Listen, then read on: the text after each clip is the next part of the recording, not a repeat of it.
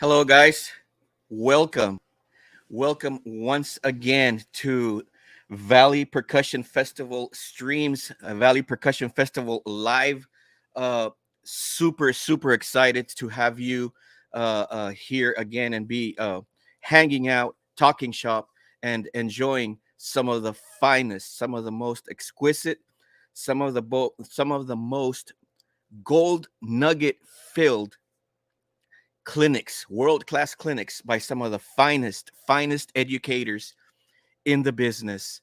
And man, what a lineup do we have today, guys? Super excited, super stoked to be here and enjoying this with you. So, if you could do us a big favor, share, guys. Please share the link and share with your friends, share with your percussion friends, share with your music friends. It is going to be one to remember for sure. One of the things that we really pride ourselves, guys, in this channel, is to have some of the best in the business. And this event, thanks to the originator or the gentleman that started this 34 years ago, uh, Robert Boteo. Thanks to him and his hard work, we have. We're able to get in contact with some of these fine educators, guys, and bring them to you and share their insights with us. Without further ado, guys, what do you say if we get started? How to develop a beginner or a middle school percussion section, middle school percussion studio, guys. I couldn't ask for a better artist, a better educator than the one that we are going to be meeting today. He has a proven track record. Try this one for size. Oh, there were years, guys, that out of the 18 middle school all region kids that were, the 18 slots, 16 were from his studio. That's success. Having kids to play at that high level and be able to dominate in that sense. But more than being competitive, it shows uh, a very good teaching and knowing right what to do, having a great syllabus that he himself has created, and an extensive knowledge. Guys, this gentleman is a living legend in my neck of the woods, and it is an honor, and I'm proud to say he is my friend. Without further ado, Mr. Jimmy Cantu, how are you doing, sir? Great, great. Good morning. Morning to South Texas. Good morning to Yes. all the percussionists out there. Great to be here. It's a great day, beautiful day here in Texas, here in my backyard, enjoying it, and very blessed to be part of your show, Mr. Garcia. Thank you for inviting me. Wow. Well, the honor is all ours, sir. The honor is all ours. You know, there's it was a long time in the making, and we were fortunate to have you in our live event a couple of weeks ago, where your students also played for us. Man, what a show! Some ensembles. You had this student play a four mallet solo. It was pleasing to see, sir, to say the least. I appreciate that. These kids, they work hard and stuff, and the fact that we were able to go to your Valley Percussion Festival event, the live event, which I believe is just not the first event in the past 3 years with the COVID and everything. Is not the first time. So we were Yes, very sir. blessed to be able to be part of that and to be able to showcase what is possible at the middle school level for sure. Yes, exactly. And I like the way you say it, sir. What is possible? Um, Sometimes, especially new teachers, right? New teachers that are in coming into the business of teaching public school. You know, sometimes the question is, I remember as a young teacher, like, what is possible? What is not possible? How much can I push them? How much can I not push them? What's healthy for me to do? What's, crossing the barrier of not being healthy? And so I like the way you place it, sir. What is possible in the middle school program? And man, your program is one to look at and learn from. Absolutely. Uh, so, sir. Can you give us a little bit of what we're going to be seeing in your clinic today? Okay, well, first of all, look, let me tell you, and I've seen the lineup that Mr. Garcia has.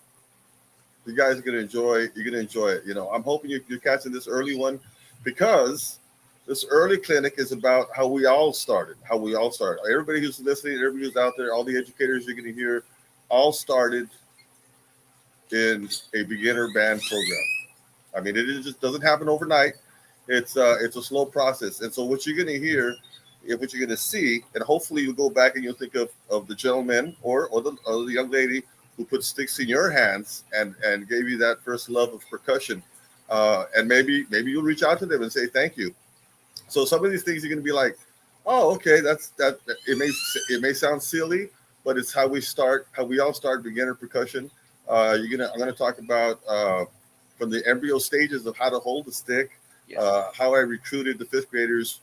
Uh, I go into the short tests that I use to recruit the fifth graders, because as we all know, percussion is kind of like it's like playing quarterback. Everybody wants to be the quarterback, but you got to choose a few. So we can't just let anybody. So we got to be a little kind of specific and a little choosy. So I devised the test that I use to try to get the best players. It doesn't always work, but at least I'm on the right track to try to find someone Yes. that has some natural skills.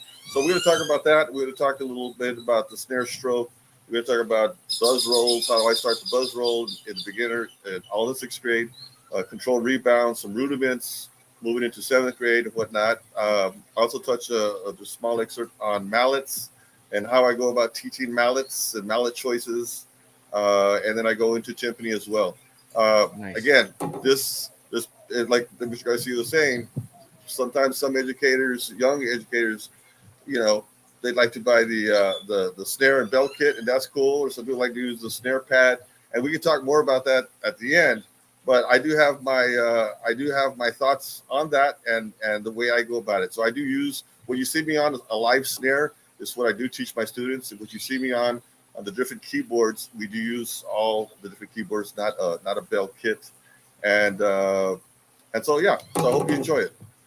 Awesome, awesome, awesome. Well, I did take a sneak peek into it, sir, and let me tell you guys, you're in for a treat. And again, keep in mind, this is targeted to young percussionists. He mentioned it might sound silly at times. Well, we're talking to kids, and this is the vocabulary that we use, the explanations that we use, the concepts, the way we deliver them. Guys, take note. You're gonna love it. You're gonna love it. Without further ado, Mr. Cantu, let's take a look at it. Good morning. My name is Mr. Cantu, and I've been an educator for 20 years, 16 years here at the middle school level. My portion of today's segment, this morning's segment, is to talk about beginner percussion from the embryo stages. So I'm going to talk a little bit about fifth grade, sixth grade, little seventh, little eighth grade, maybe touch on a little bit of mallets, a little bit of timpani, and see how much I can get done in this segment. Okay, hope this helps some of you guys out there. All right. So from the embryo stages, fifth grade, as far as recruiting, once we get them recruited, once we know these kids want to be in band, then the audition process starts. What I'm going to say, and everything I'm going to say today, is pretty much the result of my 20 years of doing this. I figured it out pretty early as far as how to do it, not on my own, through help through colleagues and stuff, colleagues that gave me information of how I should do this, and it's always worked for me. But like I said, there's more than one way to skin a chicken, as they say, meaning that my way is not the only way, but this is the way that works for me and with my personality, and I hope that you can find something in here that works for you. All right. First thing, obviously, is make sure you have two pairs of sticks. If you're traveling to the fifth grade campus, or if they're coming to you, have two pairs of sticks, have a snare drum or a snare pad.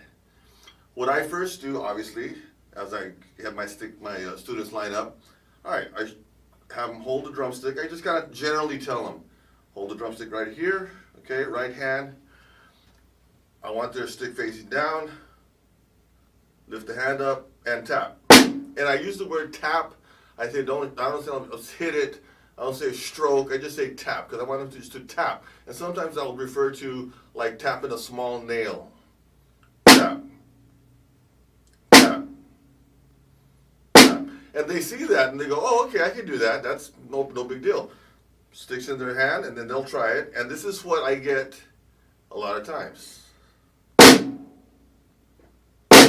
So what's happening is they're pushing it, they're applying too much pressure. So I say, okay, lighten up the pressure. You're not going to get it right away. Lighten up the pressure, just tap. And I'll show them. And I want to keep the stroke down here. Okay, so they'll try it again, and maybe they still have that. They're pushing into the drum. They don't have that touch, right? Or the other problem that happens when I'm trying out fifth graders is that I'll tell them, okay, I want you to start right here, and after you tap, I want it to remain in that same spot. Right? I just want you to drop the stick.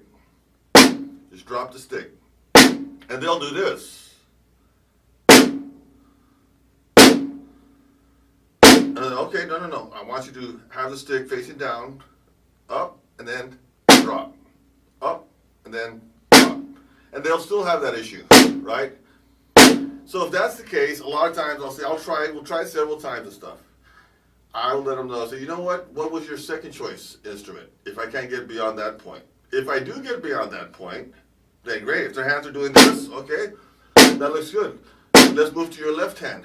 If you're doing match grip, obviously you do the same thing. If you're doing traditional, well, then you got to place that stick in his hand or her hand, show them how to close it, right? Give them the rough idea. You're not going to be very, very detailed, but give them pretty much an idea how it works. Move their wrist for them so they see what's going to happen. And you tell them to do the same thing they do with the right, with the tap. Okay? Now, same thing can happen. They start getting that going. We don't want that, right? Okay, tap. Tap. You get past that point, great. Okay, you still have not quite made it into the percussion section yet. So now I do a little test where I have them count, and I'm checking to see if they have a good sense of cadence. So I'll click my sticks. And I'll count first. I'll go 1 and 2 and 3, 4. 1 and 2 and 3, 4. And I'll have them count with me. And I'll tell them at some point, I'm going to stop counting. I want you to continue counting. So 1 and 2 and 3, 4.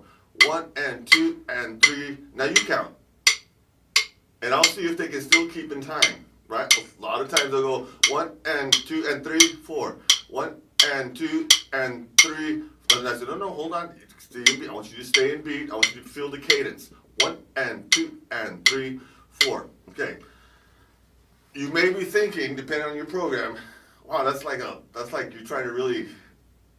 That's a lot of testing for a percussionist. Remember, percussion is a specialty instrument. You're not going to get a whole bunch of them. You're going to get 10, maybe 12, right? You're going to pick out. And out of those, you got to expect at least 3 of them that will probably drop at some point. Won't make it through the program. And then you have to outfit your bands, depending on how many bands you have. You have to outfit your bands with 6 at least, hopefully. Hopefully you get 6 in each group. So you got to keep that in mind. So you're trying to look for the best potential percussionists that you can find, okay? Granted, they've never played drums before. I realize that. But you're looking for natural ability. Natural ability, right? You can't have 15 quarterbacks on a football team. You're going to have your 3, right? Same thing with percussion in a lot of ways. It's one of those instruments that everybody wants to do. Everybody wants to be the quarterback. Everybody wants to be a drummer. And so you got to kind of limit it, and you got to be kind of strict on what you're looking for. After you do, like singing to the cadence, 1 and 2 and 3, 4, and the kid gets it, right? Then you go to the sticks and apply the sticks to that. I'll have them count first. 1 and 2 and 3, 4. 1 and 2 and 3, play. 1 and 2 and 3, 4. 1 and 2 and 3, 4. You made it. Sign you up, percussion. Okay, so that is beginner percussion. That is, in a nutshell, what I do when I audition my beginner 5th graders that are coming in. Once we're in class, now I have my percussion lineup. They're 6th graders. All right, we moved on to the next year. 6th graders. So I love using Vic Firth drumsticks because they have all this writing on it, and it's very good for you so I can be very specific on where I want the hand. Do not allow your children, your students, to use whatever sticks they want. You know, they bought these really cool sticks at the Hard Rock Cafe, or they have these sticks that when you tap it, the light turns on. Those are not real drumsticks. That's not really being a true musician, in my opinion. That's just for fun. Like, those are gimmicks. Okay, they need a wood drumstick, and be specific. If you like ProMark 2Bs, be ProMark 2Bs. I like Vic Firth. So I tell my student, right hand, working with the right hand only, I'll say, put your thumb on the R of Firth. Thumb on the R of Firth, and then close your hand. Okay. Then I say, pretend you have a remote control or a fishing rod. So at this point, the palm is still facing to the side. Okay. Then I have him get over the snare drum, and I have him turn the palm face down. Palm face down. I make sure that the thumb and the knuckle of the index finger are aligned, right? You don't want this. That's not good. And you don't want this. So I want to make sure that they are aligned. So we check that. Then I'll tell them, go ahead and open up your back 3 fingers. And I'll let them know that your main balance point is right here between your index finger and your thumb. And that the back 3 fingers do touch the stick, but they're there for support. So don't squeeze the stick, don't break the stick, don't squeeze it really tight. I don't see veins popping out. I just want to touch the stick, but they do need to touch the stick. Okay? And that's how we start, and that's how more detailed I am with the right hand. If you're doing match grip, you do exactly the same thing. Okay? But the right hand will take a while. So I'll go with the right hand a little bit longer just to kind of get you to know what we do. So right hand. When we're talking about the stroke, now I'm still trying to get the stroke even better. I'll have an imaginary rubber band that I'll tell them to wrap around the head, and I'll tell them to lift it. I go like, you feel the tension? Okay, now release. And like a spring, when you pull it, it's tension, and then you release. Wrap the rubber band, lift it, you feel the tension, release. And you have a good time with that with the kids. You know, you say, hey, you have a blue rubber band, or hey, guys, I put rubber bands in your pockets, and they're like, what are you talking about, sir? Yeah, check your pocket. You see, look, there you have a red one. And then I'll proceed with my blue one, and I'll say, look, my blue one's right here. Wrap it around the head, and then it becomes fun, right? Not only are they learning, but they're having a fun time doing it, and they're understanding that there's the tension, release the tension, tap. Wrap it, lift, tap, okay? Left hand. Now you do that for a good 3 days, right hand, okay? And in between that, you're doing some theory stuff to kind of break it up. Left hand. If you're doing traditional grip, which we do here, I'll have them go ahead and put the stick in their palm, right? I'll have them right here between the thumb and the index finger, what I tell them to call it is a web. I have them kind of strike the web, right? And then you hear my bone, right? Okay, so I tell them, you don't want to hit the bone, you want to try to hit the web. You're just trying to toughen up the web between the thumb and index finger, right? Then, I finally, after a little while, I have them stop right behind the flag. Now, there's a really cool flag behind Vic Firth. I like that point, right? So they're all stopped right there, and I have them show me with their hands like this. Hey, good, great. Oh, everybody's awesome. Okay, I may tap it, and I say, okay, I want you to just hold that firmly. Hold that firmly there, not loose. You don't want to see any openings. You want the stick to be all the way down to the web. Okay, palm face up. Be all with the palm face up. And I say, ring finger, pinky finger, touch the palm. Don't push into the palm, just touch the palm. Index finger down, middle finger slightly behind it, thumb touching. And this is how we start. Do the same thing. We do the rubber band, lift, release. Lift, feel the tension, tap. Lift, feel the tension, tap. Okay, so we do that for a while. Okay, until eventually we add both hands together. Obviously, you can't have rubber bands in both hands because at that point you're using both hands. All right, so but at that point they understand. So how do I get it started? I use the word up. So if I go up 1, up 2, up 3, up 4, up 1, up 2, up 3, up 4. Now I tell them the same thing. The foot is doing the same thing at that point. I know you can't see my foot. My foot's going up 1, up 2, up 3, up 4, up 1, up 2, up 3, up 4. And that's how we get into the sequence. Up 1, up 2, up 3, now left, up, 1, up, 2, up, 3, now right, up, 1, up, 2, up, 3, now left, up, 1, up, 2, up, 3, alternate, up, 1, up, 2, up, 3, up, 4. And we do it so on and so forth to get to use it. There's still no music in front of them. I wanted to focus on their stick grip. I wanted to focus on their foot tap and where they're striking the drum. Okay, so that's what we're focusing on at that point. And you move on. They're moving on. You start getting into eighth notes and stuff. The eighth notes, same thing. The ups, instead of saying 1 up, 2 up, you started saying 1 and 2 and. All the while, you're still teaching theory on the board, whether it be whole notes, half notes, quarter notes, eighth notes, lines and spaces. So you're doing all sorts of theory things in conjunction with teaching the snare drum. Okay. What else can I tell you about beginner snare drum? Okay, so eventually, after their hands have been moving, and we're talking about getting close to December. Getting close to December, they're playing eighth notes already. And I'm not using any fancy stroke, we're just doing downstroke. Downstroke with a slight bounce on it, right? I tell them to bounce. Keep it simple. I won't say the next S word, but someone once told me kiss. So I'm trying to get too fancy with them. I say, hey, just bounce your hands. Look.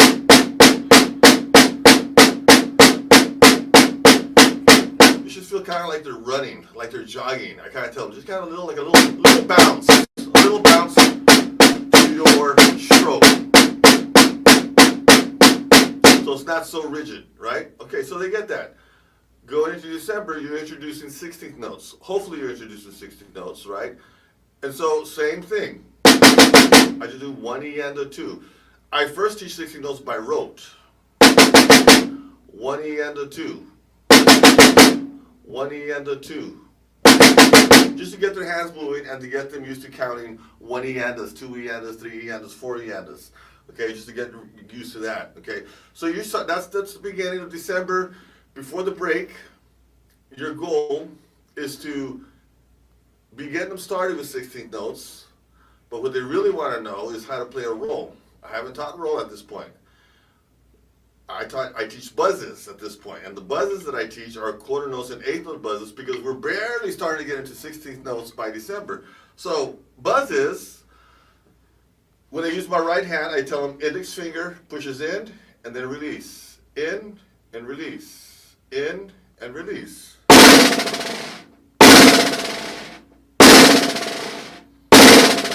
So you see how my wrist also has a release. Okay, I push it in with my index finger, and then I also release my hand.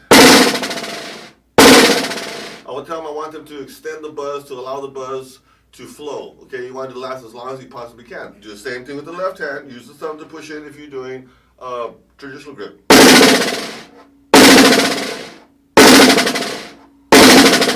Okay, and then you connect it, right? Now, I tell my students the number one thing in the buzz roll is to overlap the buzzes. The number one thing in a buzz roll is to overlap the buzzes. That means you want them to touch.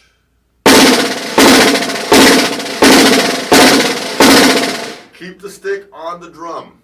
Keep the stick on the drum.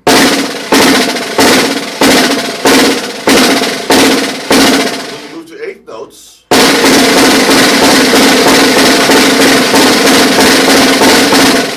remains on the drum. If you're not doing that, if you're doing this, you're going to have a choppy roll once you get to the 16th notes. If you're doing this,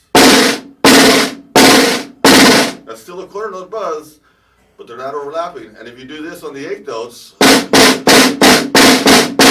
those are still buzzes, but they're not touching. You're going to get a buzz roll that sounds like this. Because the buzzes are not touching. So if you teach, touch the buzzes. Overlap the buzzes.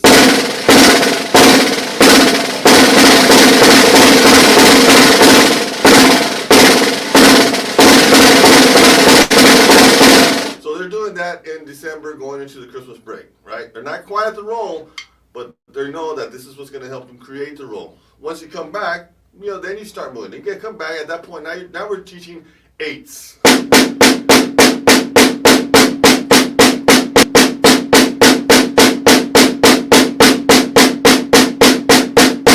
right? So they understand that. So then from that, I use those 8s because I know that 8 and 8 is 16, and that's going to get them to put in their 60 notes together better and their buzzes. So when I'm doing the buzzes, unlike when I'm doing 8s where I'm just using my wrist, I tell them to do buzzes on single hand 8s, but implement the arm.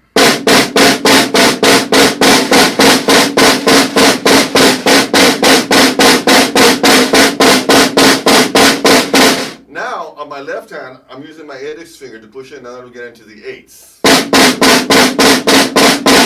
Right? Not just the thumb. Before, it's just the thumb. Now, my index finger is playing part of it. So, when I do my 8s, and they've gotten comfortable with that, then we move into doing quarter note, 8th note, 16th note, buzzes. Then the whole time we're thinking overlap the buzzes, touch the buzzes. It's going to sound like this.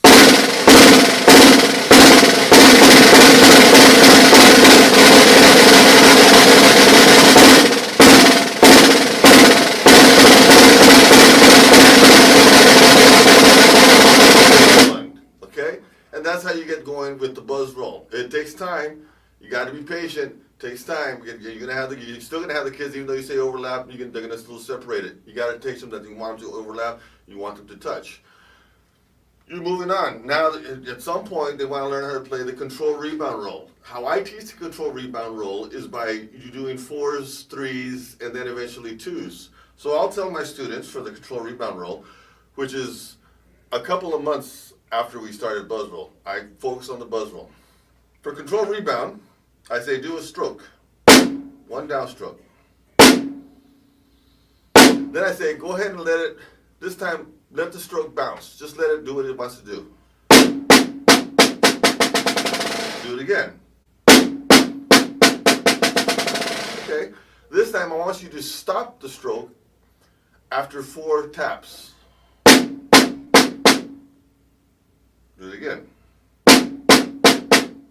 Okay, notice that I'm not stroking it 4 times. I'm not doing this. I'm allowing it to bounce on its own. And then I'm stopping it by bringing the fingers in. Okay? So I want those same 4 to happen, but I want you to control the speed and the tempo of it by pushing in with a little bit of force.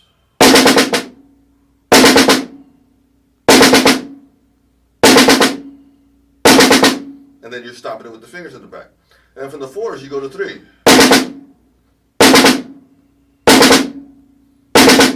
And then eventually you go to 2s. It's still 1 stroke, but I'm allowed it to bounce 4 times, 3 times, and that's why it's called control rebound. And I'll do the same thing with the left hand. I'll say go ahead and let it flow freely. Then I'll say stop it at 4, and stop.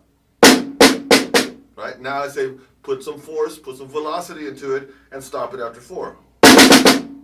1 stroke. 1 stroke. With the left hand, sometimes they say whip. 1, 2, 3, 4. 1, 2, 3, 4. Or we'll go 3. Or we do 2. And I'll go 4s. 3. 2. Only using 1 stroke. Don't let them do this. This is wrong. I want only 1 stroke, but you're allowing it to bounce with control. 4, 3, 2. Eventually settle in on the 2s, and you go back to the quarter note, 8th note, 16th note. Quarter notes, 8th notes.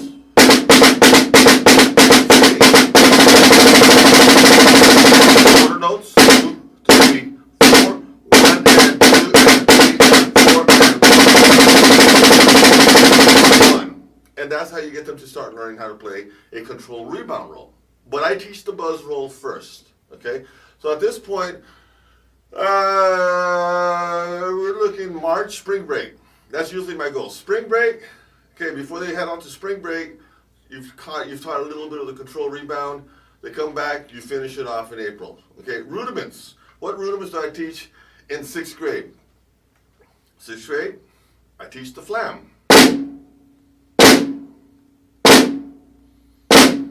right? I teach them that the bottom note's a grace note, the top note's a stroke. They move exactly at the same time. And gravity, as gravity will have it, the one on the bottom is going to hit first, produces the sound flam.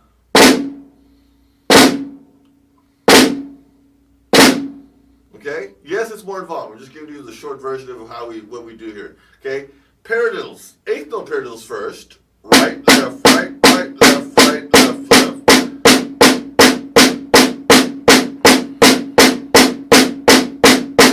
I just worry about the single paradiddle in sixth grade. I don't worry about the double paradiddle necessarily in sixth grade, not until the summer. Okay? So, and when they get that, it's cool. When they get that, to make that even more interesting, sometimes I'll have the right hand go to the rim. And they find that really cool. And at that point, some might be able to play kind of slow 16ths.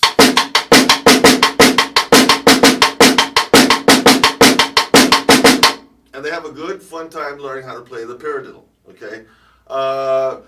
At this point, since we've done control rebound, I will talk about rolls and why rolls are given numbers like 5, like 7, like 9. And we talk about, okay, 5-stroke roll is because there's 5 strokes. What do you mean 5 strokes?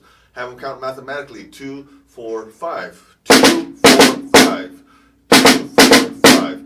2, 4, 5. 2, 4, 5. 2, 5, 2, 5. And eventually I tell them that it's 1 en, 2 en, written on 16 notes, and of course you put the little line through it. We've talked about what the line means. Slash means to diddle the note or to bounce the note, okay? Same thing with the 7, 2, 4, 6, 7, 2, 4, 6, 7. 9-stroke roll, 2, 4, 6, 7, 8, 9. I'm sorry, 2, 4, 6, 7, 8, my bad. 2, 4, 6, 8, 9. 2, 4, 6, 8, 9. 2, 4, 6, 8, 9. And that's how we go about teaching the control rebound rolls that are actually rudimental rolls, okay? So they understand what the number means on it, okay? So as far as snare drum, beginner snare drum, if you do it right in 6th grade, if you do this right in 6th grade, you're going to make your life so much easier in 7th and in 8th grade. 7th and 8th grade, you just grow on this. You grow on the fact that now they know how to play 16th notes. And, you know, maybe it's only one measure. Okay? Push those 16 notes so they're even, okay? Let them understand that this means to pulse. Let them understand that this means choppy. Okay, pulsing means you have one hand that's heavier than the other, so you need to either lift the opposite hand up for volume's sake, or lower the other one so they're even. When they're choppy, that means the space between each 16th note is not the same, so you got to make sure that you either slow one down or speed one other one up, speed the other one up. Okay, and that's why 8s are really important.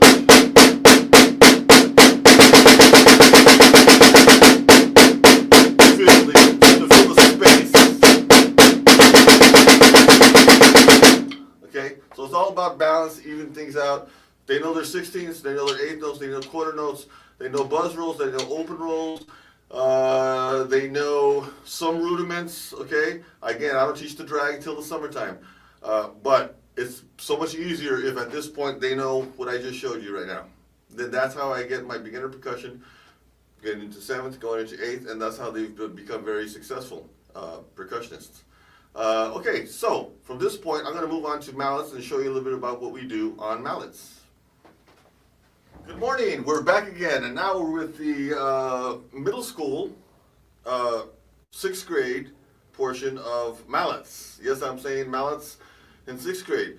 Some of you may not teach mallet percussion in 6th grade. I think it's very beneficial for them to understand the keyboards and to be able to apply the theory of when they're doing lines and spaces, right? You want to, again, just like I said with the snare drum, you're doing theory with note values. You want to continue doing theory with lines and spaces and whatnot, and you need to apply what you're showing them as far as theory.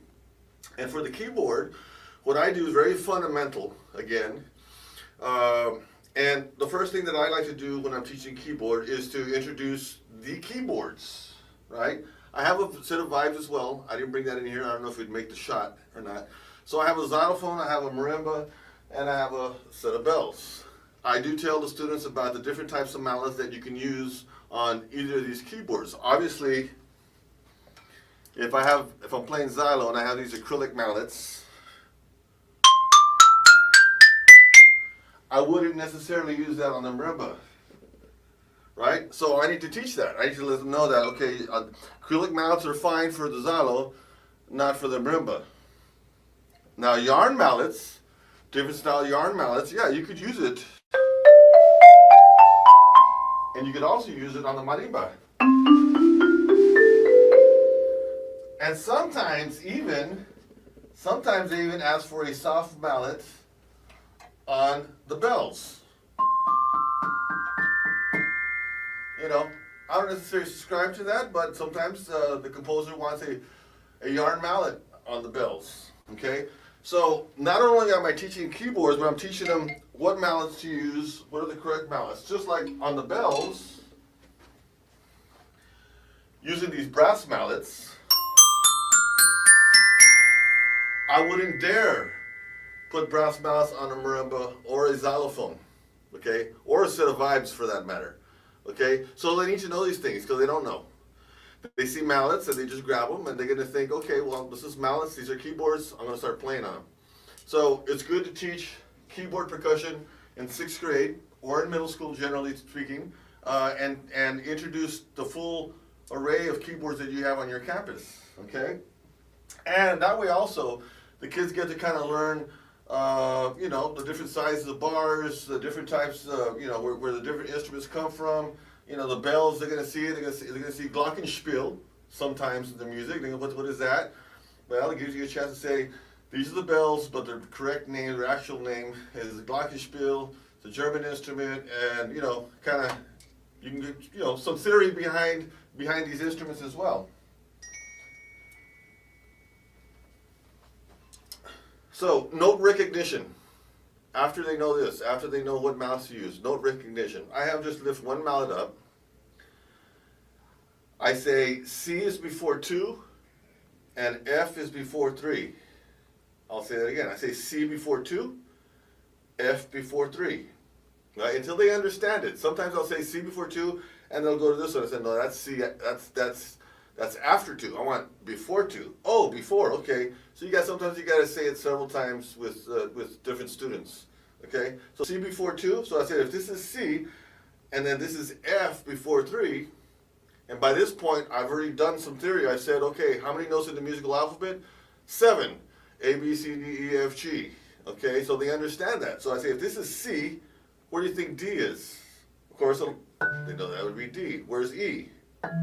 F, G, A, B, and back to C. And they know that once they go from C to C, or the like note, that is called an octave. And I play with them, I say, well, an octopus has 8 hands, an octagon has 8 sides. Well, in music, the eighth note is the octave. Okay, so that's how they kind of relate it to something that they may already know. All right, so we teach that. Stroke-wise, yeah, I do tell them it's a piston stroke. Again, I still try to keep it simple because to them, most of them don't understand what a piston is at this point. So I'll say upstroke. Or I'll say hot iron. Okay, so what hot iron means, those of you who still have parents or grandparents that used to iron your clothes, and maybe you would see them, they would wet their finger, they touch the iron to check to see if it was hot, right? And they wouldn't go, they would go, right? Because they didn't want to leave their finger on there in case it was hot. So I say hot iron. So it sticks, right? And you may think that's kind of weird. But no, upstroke, they kind of remember that. Piston stroke, not so much until they've said it several times. Hot iron, yeah. So I'll accept any of those 3 to describe the stroke of an upstroke when you're playing it. Okay? I also say it's kind of like bouncing a basketball, you know, the stroke. I tell them if they remove the mallet off their hand and they had an imaginary basketball, the stroke would be the same.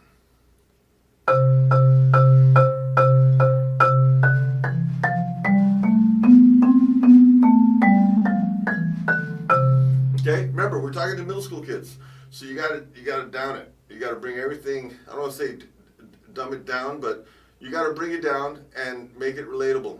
Okay, make it relatable. Bouncing the basketball. Bouncing the basketball. Okay, mallets in your hand. You know, use the same thing for snare as well. Okay, they'll remember bouncing the basketball. Okay, that's the stroke. Okay, upstroke, piston stroke. Okay, so keyboards in 6th grade. How far do you get? I have all my kids know their 7 scales, which is your C, your D. I'm sorry, your B flat, your C, D flat, E flat, F, G, and A flat. So they know all 1 octaves.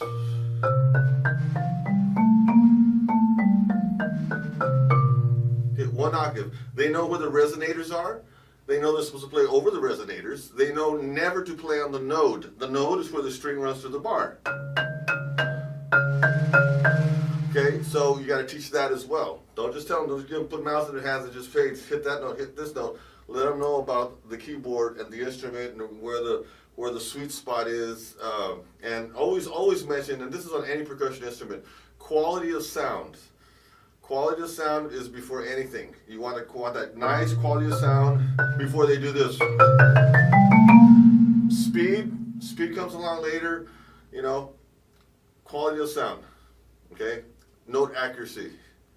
Those are key things. Speed will come along later. All right. So they know all their scales, and in some cases, like for me this year, believe it or not, year after COVID, they're doing their arpeggios. Okay, and I don't just tell them hit the note. I tell them how to build an arpeggio. I say root, right? Root means, what does the root mean? And if you're thinking of a plant, where's the root? It's at the bottom. Okay, so it's like the first thing of the plant, right? Yeah. Okay, so what's the first thing of C scale? C. Okay, all right. Then what would be the third? What does that mean? Third. What does that mean to you? 3. Okay. Oh, that's the third. Okay. So that's the third. What's the 5th? And then what's the octave of the C scale? Oh. And that's how you build an arpeggio. How do you build an arpeggio? Root, 3rd, 5th octave. And then I'll have them build the arpeggios. That'll be part of maybe a chair test. You know, spell the arpeggio for the B flat. Spell the arpeggio for the A flat. So anyway, so those are the kind of things you want to do in keyboards. You want to have them at least going 1 octave through all their scales, right? Maybe not the chromatic yet. Now we'll teach chromatic till the summer. But their scales, they should have a clear understanding. And it's always a great idea for them to call the notes out as they play them. So when you're first learning it, C, D, E, F, G, A, B, C, B, A, G, F, E, D, C. And yes, they're going to be embarrassed. They're not going to want to sing it. I said, well, don't sing it. Just say C, D, E, F, G. But at least that way they're having note recognition as they're striking that bar, because at first the bars pretty much all look the same. A C looks like an E, like an F, like a G. And so until you have them drilling that over and over again when they're playing their scales, it's going to be hard for them to understand that. Okay? Then at some point you do actually put music in front of them. You put the mallets down, you hold on the piece of music, and you just read through it. Make sure they know their note names. Again, remember, you've been doing theory, lines and spaces. Most things you're going to read in the first year of percussion is going to be everything within the staff. So they should know it. Doesn't mean they do know it. They should know it. So you drill it with them. Okay? Just read it. You want to make sure they're not touching here. Just read the notes. Go at a slow tempo and just read the notes to whatever it is they're playing. Right? Then you put it there, and then you have, okay, read the first, okay. Now, what's the first measure? Whatever it is, then you go to the first measure and have them looking up. Okay, if you need to put something here so that they're not looking down the whole time, do that. So make sure that they're actually trying to read the music. Doesn't happen overnight, okay. I have kids that don't get it till 8th grade, but they will get it. They will get it. Continue working on that. 7th grade, it gets better. And 8th grade, in some cases, I do teach for mallet, okay? Not all 8th graders. It's not like, okay, if you're in 8th grade, you're going to learn to play 4 mallets. No. So it's based on ability and based on what I see them as musicians, how they're growing and where they're going with it, okay? So just kind of keep that in mind. But know that 8th graders can play 4 mallet technique. I teach Stevens. So it's up to you. There's Burton, there's cross grip, there's different grips and stuff. But I like Stevens, and the reason why, I'll let you know this too, is because I feed into a high school. And so when I feed into a high school, I need to know both snare and mallets. Okay, if you're playing, what's your snare line doing? Well, they're doing traditional grip. Well, I want my kids to have a chance to make the snare line, so I'll teach traditional grip. Okay, if they're match grip, then I'll teach match grip. If their frontal ensemble is using Stevens, then I'll teach Stevens. Okay, so it depends also on that and who your feeder program is that you feed into, as far as some of the things that we do here and that we've been talking about. Okay, cool. All right, well, that's my short segment on mallets. I hope this has been helpful. We will see you soon. Good morning. Now we're back with our timpani portion of beginner percussion. Okay, so we've talked about snare drum, we've talked about keyboard mallet percussion, and I just gotta do a brief introduction to timpani. How do you introduce timpani to middle schoolers? Well, I first of all do not teach or introduce timpani till 7th grade. 6th grade, sixth grade we do a little concert bass drum. We might do some accessories and stuff like that, and of course keyboards and of course snare drum and stuff. Timpani, I have not taught that yet. I usually like teaching that in a smaller setting. So here's what we go about, and I usually do this around October of their 7th grade year. So first of all, I show them that these are timpani, and these are actually tunable. They actually have true notes that they can be tuned to, true pitches, and so I get them to understand that this is not like one of the snare drums or the bass drum and stuff that can be tuned, but not to a true pitch necessarily. Okay, all right. I tell them timpanis have pedals. I don't know if you can see the pedals. You probably can't. There's pedals. You always want to play on the side of the pedals. I know that seems fundamental, but you'd be surprised at maybe I'm talking to someone that's not a percussion teacher, and oh, I didn't realize that. I don't know. I'm just going to share this information with you. Okay, pedals facing in, facing towards your student. In the order of the drums, left is always the lowest drum. So I say left, low. So when my students set it up, they make sure that the low drum, whatever the drum may be, 32, 29, whatever it is, 26, has to be to their left. The high drum, is the 20 or the 23, is going to be to their right. So they just remember left, low. Left, low. That's the cue. That's the simplified version of them understanding how to set up the timpani, first and foremost. I teach 2 timpani. I don't teach 3 timpani yet. I start them off just on 2 drums. 2 drums is more than enough when it comes to timpani, because there's more than enough things to teach when it comes to timpani. Okay, I do tell them about the 2 different grips. I do tell them about German. I do tell them about French, right? And I tell them that pretty much you're going to use German grip.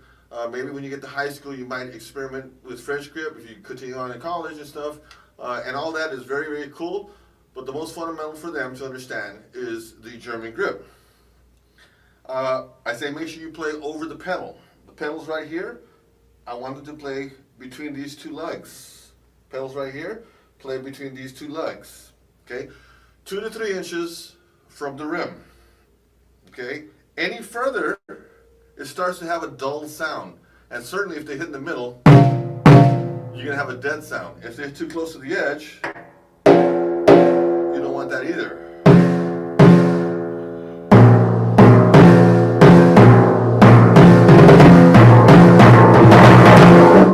Okay?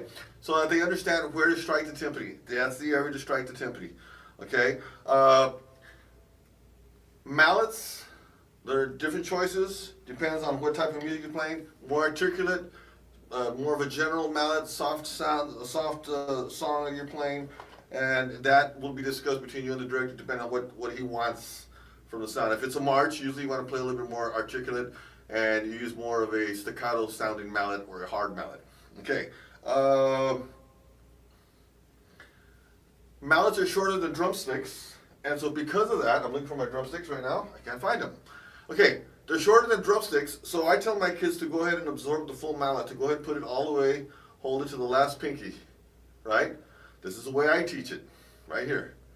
Okay, I don't want to see the mallet sticking out the back. I tell them to go and push it in and play like this. Okay.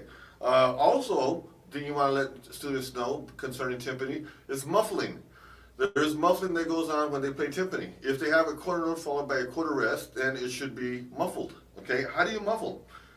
These three fingers and the palm is what helps you to muffle. Okay? What you're hearing still ringing is the low drum. Okay, I'm not concerning myself with that one right now. Okay. The other thing I let them know is that where you strike it is where you muffle it. Okay, so if I strike it here, I'm not gonna muffle it over here. I'm gonna muffle it where I strike. Where I strike is where I muffle. The only time that changes is the larger the surface. If you're using a 29 or a 32, sometimes you need to go a little further in. If I strike this one, sometimes there's still a little bit of delay because the sound has traveled and the surface area is larger. So I got to go a little deeper to get a full muffle. Okay? The smaller the drum, where you strike it is where you muffle it. Okay? Use these three fingers. Do not open the index finger. Keep the index finger and the thumb together. Muffle with these three fingers and the palm. Being careful not to hit the butt of the stick on the rim. Okay, you don't want that. You don't want to hear that sound. And when you muffle, you want to think like a cat. When cats land, they land soft. So you want to try and land soft. Don't do this. You don't want that. You want a soft, and that takes practice. I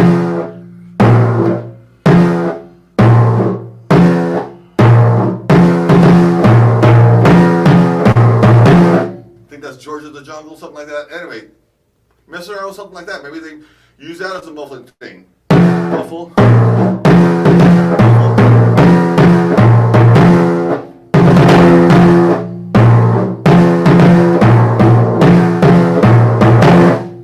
Okay? Mess around with different things to have them practice muffling stuff. Even just quarter notes. 2, 4. 2, 4. And then you teach the coordination of going in between quarter notes.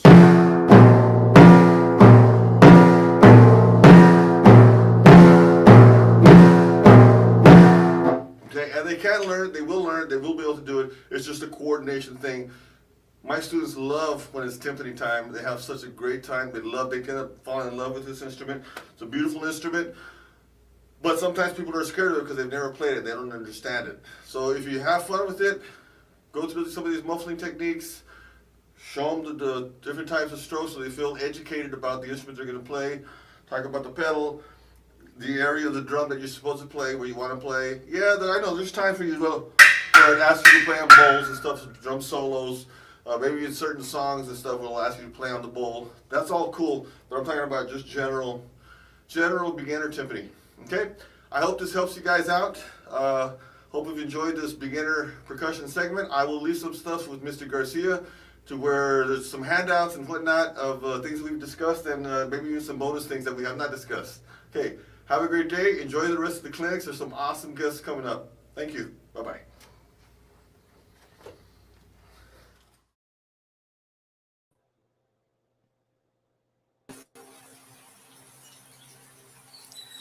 That was pretty insightful, sir. A lot of very, very good stuff. Uh, uh, I tell man, you what, that's harder to do than you think. I mean, being able to try to do that live, and I've never done anything like this before, so it was a lot of fun trying to think as you're moving and getting stuff recorded. But whew, I appreciate it. one of the neat things that I like. Well, I liked all of it, right? And but there were some things that stuck out. The way you sequence the rolls, you start with the buzz, and then you take it from there to develop the double stroke roll as well. Yes, I think people are, well, why do you go that way? Because I've had other colleagues that go the opposite way. They go with the control rebound first, and then go into the buzz. I find for my students and for my young drummers that it takes even more control to understand how to play the control rebound. The buzz is a little easier on their hands at that point. uh, and so I'm still building their hands. Their wrists are still being developed. That those fine motor muscles are still being developed. So by the time I get to around March, when I'm introducing the control rebound, they have more control of their hand. That's why I do that one second. Yes, and I also like the way you explain it. Usually, when, for example, the drag, you don't teach it till the summer, Correct. and you were explaining those things as you went along, because again, new teachers and even teachers that have been teaching for a while, I feel sometimes we need those reminders, and you're like, oh, no wonder, I'm having this little roadblock or something. Hmm. It's a reminder. Sometimes we take things for granted, even though we've been teaching for a while, right? Right. So uh, I like that you explained that, and particularly again, new teachers, they get to see, okay, this is where I should be. Am I close? Am I ahead? Am I far behind? And they can learn how to pace themselves. Exactly. um, And yeah. let me tell you something, especially for the young percussion educators, and even the older ones.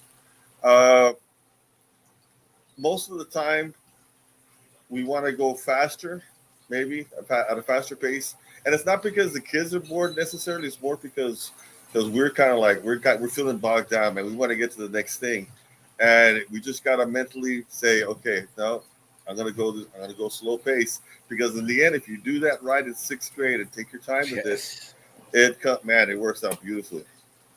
So Yes. This year in COVID, to a degree, to me it felt like, if it was new, I felt, like I was rediscovering certain things, right? And uh, I spend a lot of time on the buzz roll and the double stroke roll. So when we started to touch a little bit on some etudes, they were like, I never thought I could do that. Like, uh, you remember when you would say, "Sir, can we please move along and do something else?" And uh, I said, "One more minute," uh, and you hated it. Well, thank you, sir. Thank you. Now we see why you did it. So spending time on it, I like to tell some of my peers sometimes when they ask me questions, when you cook it slow, that's when it tastes the best. Some of the yep. best food that we ever eat, it takes time to cook. Let it Yeah. simmer. Let it simmer. Exactly, Yeah. exactly, exactly. Yeah. Um, well, Jimmy, man, I've known you for a very long time, sir. I've been teaching. I'm going on 15 years, and I've known you, pretty much since I started Yeah. to teach. And actually, I don't know if you remember. I know you since a few years before. I used to work at H&H Music, and you would go there, and we would talk at times. I don't know if you remember Oh that. yeah, and probably during the band drives too. Yes, Yes, that's what I'm exactly. thinking. Yeah, yeah. Now that you're saying that, Yes, I hadn't realized that until now that you yeah, say that. yeah. I remember you walking into the store, with you and your wife. A lot of the times you would do that. Yeah. You would walk in the store with your wife, and I remember that. And that's when I was going to college. Then I started to teach myself, and I've respected your work, the quality of work that you always put out, and it's you know top notch, sir, top I notch. appreciate it. Thank you so much for doing this. um, I feel like there's a lot of very good material in there, and Thank a you. lot of people, if you noticed, a lot of people were seeing it live, but I always see that a lot of people start catching the replay. I mean, they're doing stuff. A lot of people are going on vacations right now, but I start seeing it. So, guys, make sure you take your pad, your pencil, share it with your kids. I know a lot of educators will play the videos, uh, like instead of having a class today, they'll actually play one of the clinics, and they do that. So this one is definitely one that I think that it should be played, because it also tells them, like, oh, no wonder why my teacher tells me this. No wonder why that. No wonder why this. I feel like you said, if you give them the education and knowledge, they're gonna appreciate what they're learning and how they're doing it and why they're doing it. Absolutely, absolutely. Well, it's up to us as educators. when we put these sticks in those kids' hands, Yeah. and we never know how far they're going to get. But you're going to see some outstanding Yes. percussionists coming up that are doing different things. It's all percussion related, and it all started from the embryo stages of percussion, how to hold the stick, the things that I spoke about today. So it's very relatable to everything you're going to do percussion. Yes, yes. Yeah, I like the way you put it, from the embryo stages, and also everything is related to everything. You just said that, and that's one of the things that I always tell my kids. Everything is related to everything. So make sure that whenever I introduce something new, you really grab a hold of it because it's gonna relate to something else. yep, Yes. absolutely. Well, Mr. Cantu, any closing words you'd like to share with our viewers? Absolutely. You know what? One of the biggest things that I found that's going to help you as well is that kids or students don't care how much you know until they know how much you Yes, care. Once they know how much you care, then they're gonna feed off everything you try to you give to them. And what I mean by that is, absolutely. you know, it's not just it should not just be a just a teacher student relationship that I'm going to teach you drums and that's what you're going to learn from me. No, sit down, talk to the student. Find out about what he likes or what she likes. With how your parents doing, how your siblings doing. Generally care for your students, and you can't teach that. That has to be in your heart. And when you have Yes, that as an educator, your kids will love you and will do everything that you ask them to do. So yes. best of I luck think what out you there. just said, yes, I think what you just said is on point, sir. And us discovering how I would do it, right? Just do it. Just try it. Yeah, How are you doing? How was your weekend? absolutely. What did you do? And go about your own way. Discover yourself, because the connection needs to be made between you and him, and not our personal mentor and our students. You're right. Yep. You're right. Connection. Awesome. Connection. Thank you very much, Mr. Cantu, and hopefully this is the first of many, sir. Abs- This is your home, and you're welcome here anytime, sir. Thank you, Anytime. Gilbert. I appreciate it, Mr. Garcia. Keep doing this for the drummers and stuff. This really helps out to all of our percussionists out there. It's really going to help us out. Thank you, sir. Thank you. Thank you so much. See you in the next one, sir. All right. Peace out, guys. Well, wow, a lot of in-depth material there. Um, Definitely share it with your other peers. Share with your students. You're gonna collect some a huge interest, right? Money in the bank collects huge interest. Um, Beginner percussion: how to develop a successful middle school percussion studio. Now, shifting gears.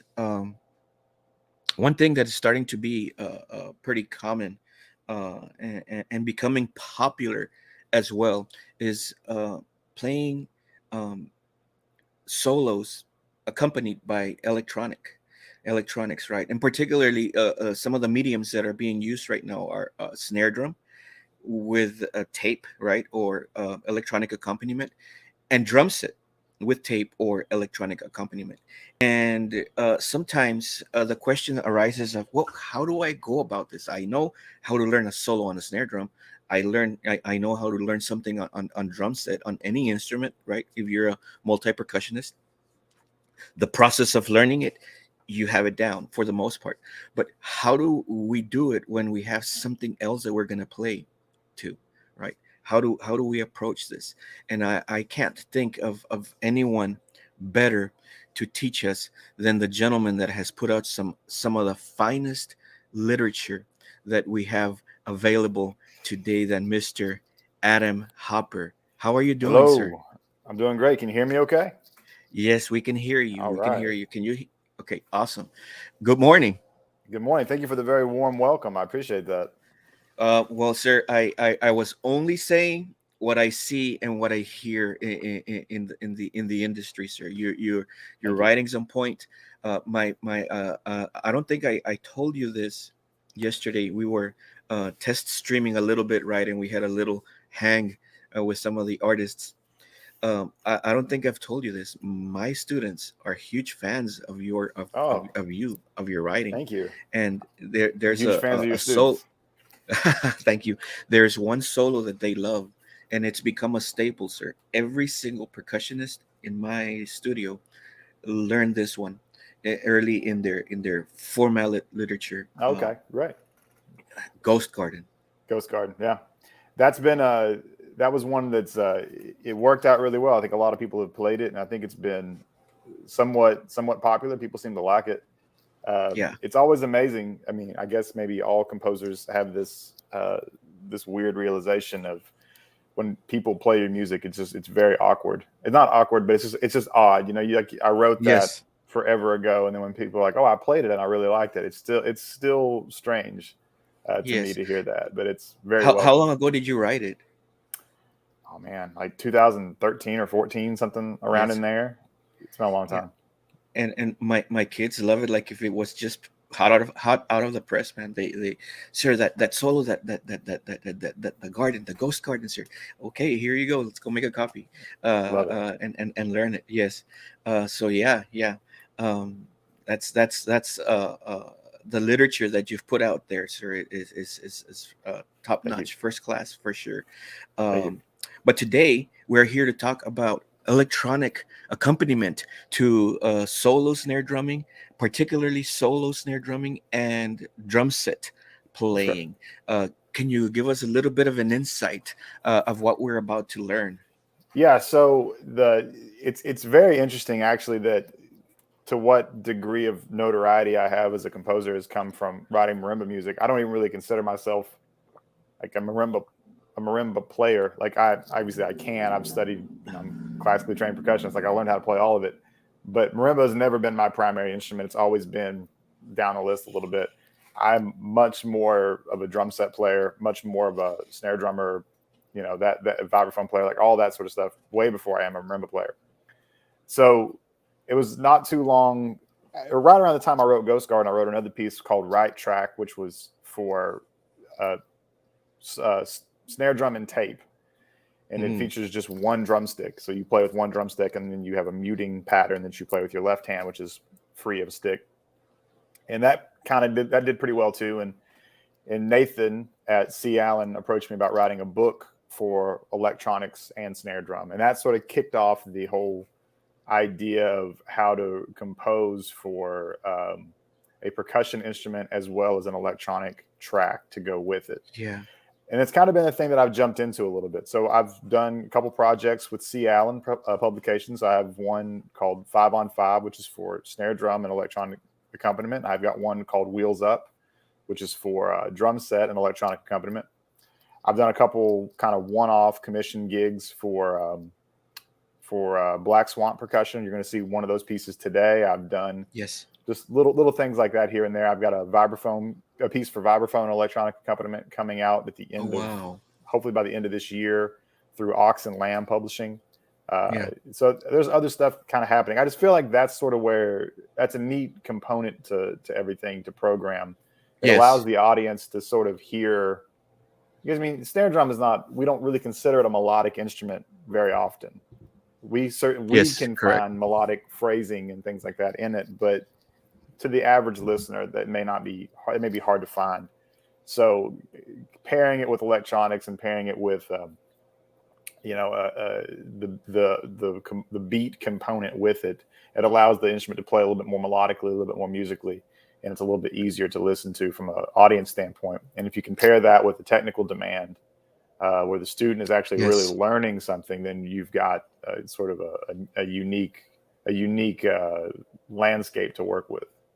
Yes, being challenged. Yes, yes. Sure. And you were talking about a particular niche that you were a void that you were trying to fill, and I think you're definitely onto something, and Yeah. that's drawing in the listener in your concert, right? Can Sure. you mention a little bit about that? So when we program music at the school that I work at, which is Southwestern High School in Somerset, Kentucky, we do program for percussion ensemble stuff. I always want to challenge the audience with literature that they wouldn't necessarily think that they're going to like, but I Yeah, also yeah. want to throw them a couple softballs too, a couple things that they're really going to enjoy that may not be the most technically demanding, but it may be something that the audience is really excited about. So Yes. the goal is to try to find, when I write music, to try to write things that serve both sides of it, where it's technically demanding, the kids get a lot out of it, but the audience can listen to it and really enjoy it. That works great in an ensemble setting. From a solo standpoint, the way that I've found to do that is with the electronic means. And you see this with other composers as well. I mean, Ivan Trevino is a great example. A lot of his music's Yes. really pretty short, 3.5 or 4 minutes, maybe 5 minutes long. It's phrased, the form of it, it's almost like a pop song. It's like a sonata or rondo. It's very easy to follow. And that's great for audiences when they're listening to it. They're not getting lost in everything. They know where the A section is and the B section. Then they kind of know what's coming. I think that's great. I think that's exactly what we should be doing when we're programming our music. And so trying to do the same thing through an electronic medium with solo literature allows the audience to kind of stay up to date of what's going on. Like they sort of know, like, okay, well, it's about time for the next section to happen. Even if they don't really know that, they know that, Yes. because they listen to music on the radio. And so they sort of know how it all works. Yes. And it's the ear candy. And I think that even as a performer, when you get that reaction from the audience, it's retrospective. It feeds you. It gives you the energy to put a better performance. All right, it puts you in a more energized, positive, excited state of mind, and makes for a better performance for rendering. And some people almost are afraid of that. They almost want to shy away from it. Like they're afraid that if it's too down the middle, if it's too easy to follow, then we're not doing our job.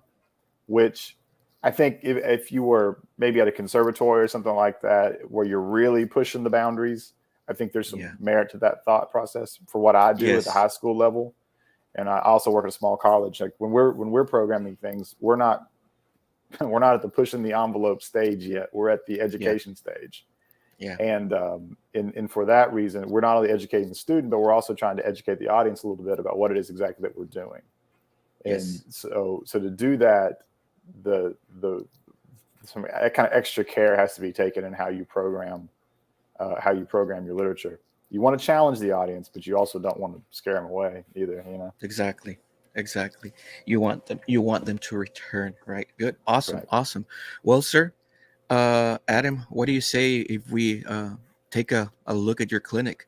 Fired up. Yeah, I saw some of it, and it's like, wow, it's some really good stuff, guys. Take your notebooks out, to take your pencil out, hit the replay. You're gonna enjoy this. Awesome. Enjoy.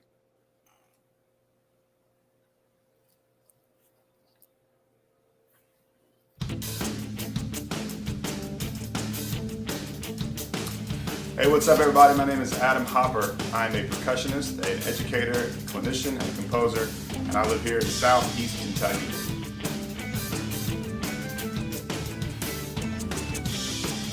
Really excited to be talking to you guys today about one of my favorite parts of percussion, and that is snare drum performance with electronic accompaniment. But we're also going to talk about drum set performance with electronic accompaniment as well today.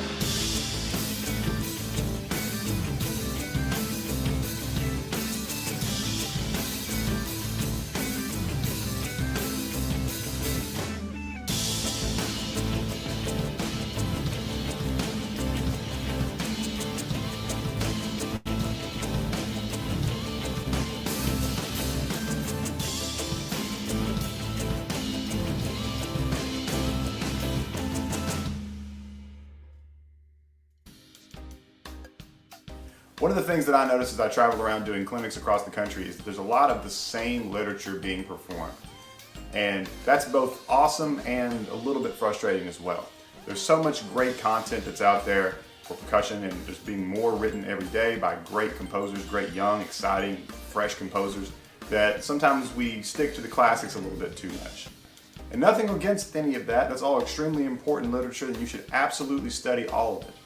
However, there's something that we should consider when we're programming our music that we're going to perform, and that is audience enjoyment. Now, likely if you're playing a recital or a concert in your hometown, The majority of people watching that concert may not be classically trained musicians. In fact, many of them probably don't really even know what you're doing. They're just kind of listening and watching and hoping that it all sounds good to them. And some of that classic snare drum literature just kind of sounds all the same. So I composed a book that featured solo snare drum and featured electronic accompaniment. Now here's what's happened since then. The pieces have been played, people seem to have enjoyed them. But I get a lot of emails from people all across the country pretty often saying they want to play these solos, but they're not really sure how. And this leads me to my clinic here today. How do we take pieces of music, whether it's mine or anybody else's, that's designed for solo percussion with electronic accompaniment and still create a production value that the audience can enjoy and you as a performer can gain a lot out of? And that's what we're going to talk about today. So we'll show how this is all put into effect with snare drum and electronics. This is a recording that I did for my book 5 on 5 called The Man in the Brown Suit.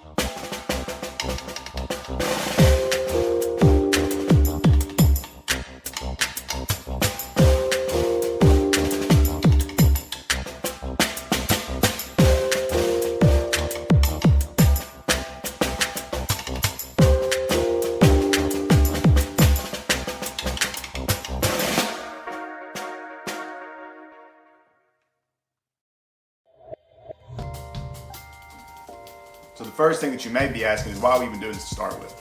Why are we even talking about adding electronic music to this analog instrument right here? Well, traditional snare drum literature is great, and we all enjoy it, we all should be playing it. But by adding an electronic component to it, it augments it a little bit.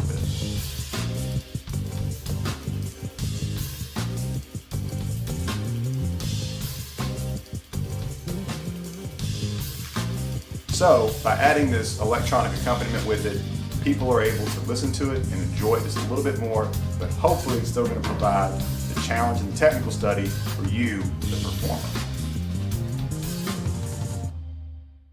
So, let's just jump in and talk about the components that you would need to make this work. And these are the questions that I get asked the most often of, I have a drum, I have the recording, how do I make these two things meet? Now, some of you all may be completely understanding of how this whole thing works, and other ones of you may be completely in the dark. Either way, hopefully this information will provide a little bit of help for you as you get ready to perform pieces that have electronic accompaniment. So the first thing that you're going to need if you're going to perform a piece for snare drum and electronics is going to obviously be a snare drum. What you're going to need to think about as you're beginning this project is to really consider which snare drum works the best for the piece of music that you're playing. Obviously, certain drums work better for certain situations. Something else to consider is this. If you're playing on a drum that has multiple snare drum options, like this Majestic drum does, you have the ability to turn different snare combinations on and off. You're going to want to consider that as you're preparing for your piece. Also, don't be afraid to use some kind of dampening or towel or something like that to create the controlled sound that you're looking for. And as always, stick implement selection is extremely important whenever you're preparing to play and perform the piece. All right, so let's talk about some things that you're going to need to make the electronic component of performing with snare drum and electronics or any percussion instrument and electronics work. First thing you're going to need is a small mixer. This is the Behringer Xenix 802. I think I picked it up for somewhere around $90 or $100 forever ago. It has been beat half to death and yet still works just fine. Something like this is going to be great. What we need to make sure that it has is an in for a sound source, which it does, an in for a microphone should you desire to need it, which you most likely would not, an out for the headphones, and an out for the house. This has all of those options. So let's talk about what each one of those things mean. First, I'm going to take something that I can run into the sound source. So I'll be plugging in a cable that can run to either my laptop or my phone or my iPad or whatever that's going to have the actual track on it. Okay, now that I've done that and I have something with the sound source on it, which is in this case is my phone, and it's running into the mixer, then I need to run the mixer out to the house. And I'll do that through the main outs, which are located here. So now that I've got the sound source running into the mixer and the mixer running into the house, the only thing left for me to do is monitor this myself. A fatal flaw that a lot of people make is they only listen to the house mix when they're trying to perform. This can cause a lot of listening situations if you're not careful. So what I always recommend people do is that they also set up the ability to run out through the mixer to their own ears so they can monitor. There's a phone's jack right here, and that's what I'm going to suggest that you do as well. So we're going to plug in headphones into that phone's jack. I plugged in my headphones, which in this case are the generic Mackie in-ear headphones. If you want to go the super deluxe version where they mold them to your ears, that's awesome. If you want to get some big over-the-ear headphone can style, that's awesome as well. The one thing I always tell people to not do is to not Bluetooth it. This is becoming very, very common too. I had an email the other day from a student at a school that was trying to perform one of my pieces, and they said they could never get it to line up with their iPhone speakers, their AirPods. The reason why is because it's Bluetooth and there's just a little bit of a latency issue when you use Bluetooth sometimes. So always use a hardwired headphone system. In this case, like I said, these generic in-ear ones work awesome. But there we go. So now we are ready to go. We have the sound source coming into the monitor. We have the sound source going out of the monitor into the house so the crowd can hear it. And we've got the same sound source coming to us so we can hear what's coming through the sound system as well. And then we can adjust to taste, main control, monitor control, different things like that. All of this stuff you can adjust on your own for your own preference. But that's how we can create the sound to where the entire audience can hear what's going on clearly. This setup works for all kinds of percussion and electronic needs, including if you're playing something that's not a snare drum. This is a great example from my book, Wheels Up, for drum set and electronics. It's called Good Morning Coffee Drinkers.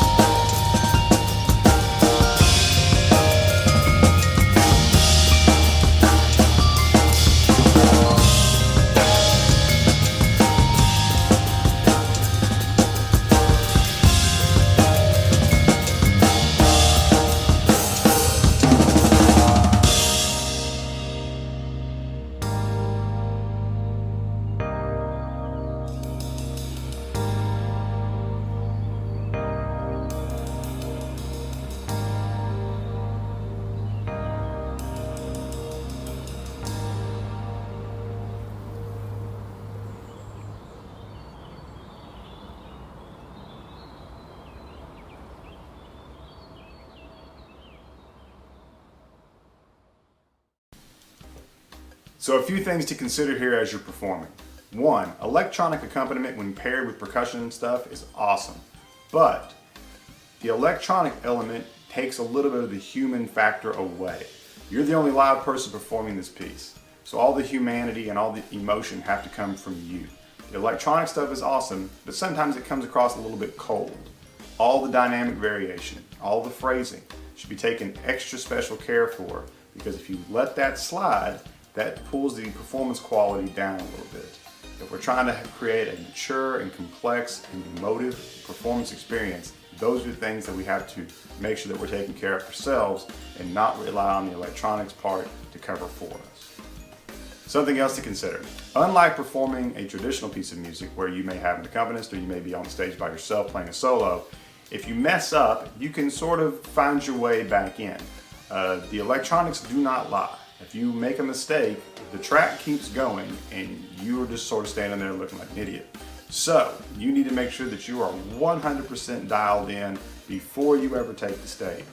I think oftentimes people presume that since there's an electronic accompaniment with it, they've got a little bit more space to hide, and that is the exact opposite of the truth. You have to be 100% prepared before you even start playing, because if you drop it all, then it's gone and it's really, really hard to get back. As I said earlier, you may want to take time to really strongly consider your playing zones, implement selection, dampening choices, everything about the performance all together, because when you combine the electronic accompaniment with it, all of those decisions seem to be a little bit more magnified. Obviously, if you're playing with an orchestra of 150 people, you may be able to get a little bit more in the gray area about which snare drum you select. If you're performing one electronic piece with one solo instrument in front of a crowd, the implement selection and the drum selection is paramount, extremely important. So take time to consider all those things when you're playing. Above all else, when you're considering music to program, consider two things: scholastic pursuit and audience enjoyment. Is the crowd enjoying what you're playing? And are you, the student, learning something from it? There's a lot of great literature out there that provide both of those things. I highly recommend that you, in your studies, look for pieces like that. I'd like to thank Gilbert Garcia for asking me to be involved today. This has really been a whole lot of fun. Also want to thank my sponsors, Made Pecs, Majestic Percussion, as well as Black Swamp Percussion, for all the help that they've given me in setting up this stuff. You can check out more of my music at hopperpercussion.com. We can also talk about commissions or clinics or different things like that for you. You can also go to callenpublications.com and find more of my music that I've got published there, including the two books that I have for percussion and electronics: Wheels Up, which is for drum set and electronics, and 5 on 5, which is for snare drum and electronics. And you saw a piece from that earlier. Coming soon from my friends at Black Swamp, there's a piece called Borrow or Rob, which is for solo snare drum and electronic accompaniment. It's going to be coming out soon, and I would like to leave you with that today. Thanks very much for having me. My name is Adam Hopper. Please reach out to me soon, and I hope to see you guys down the road. This is Borrow or Rob.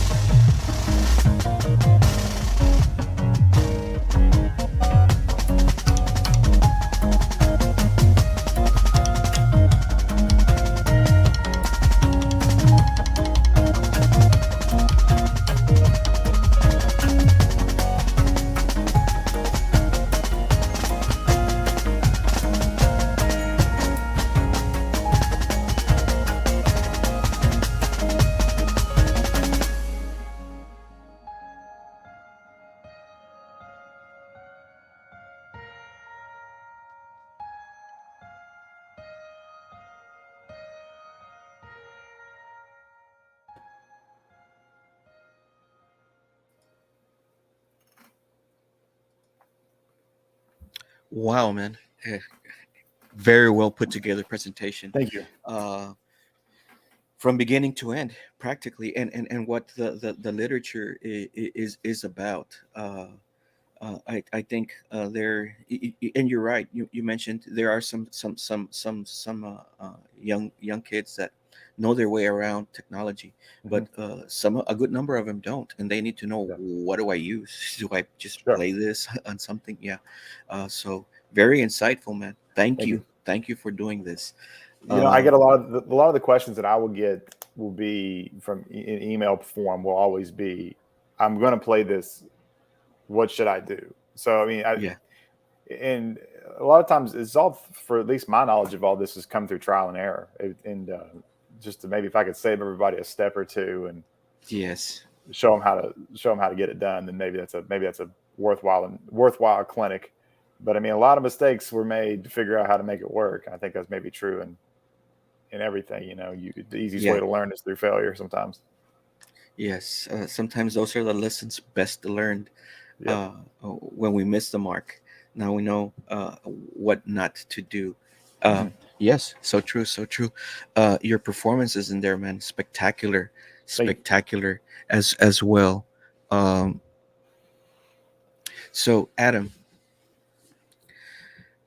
and any closing words for students that want to learn this, or students, well, let me just ask that one first. For students that uh, uh, um, want to learn some of this literature.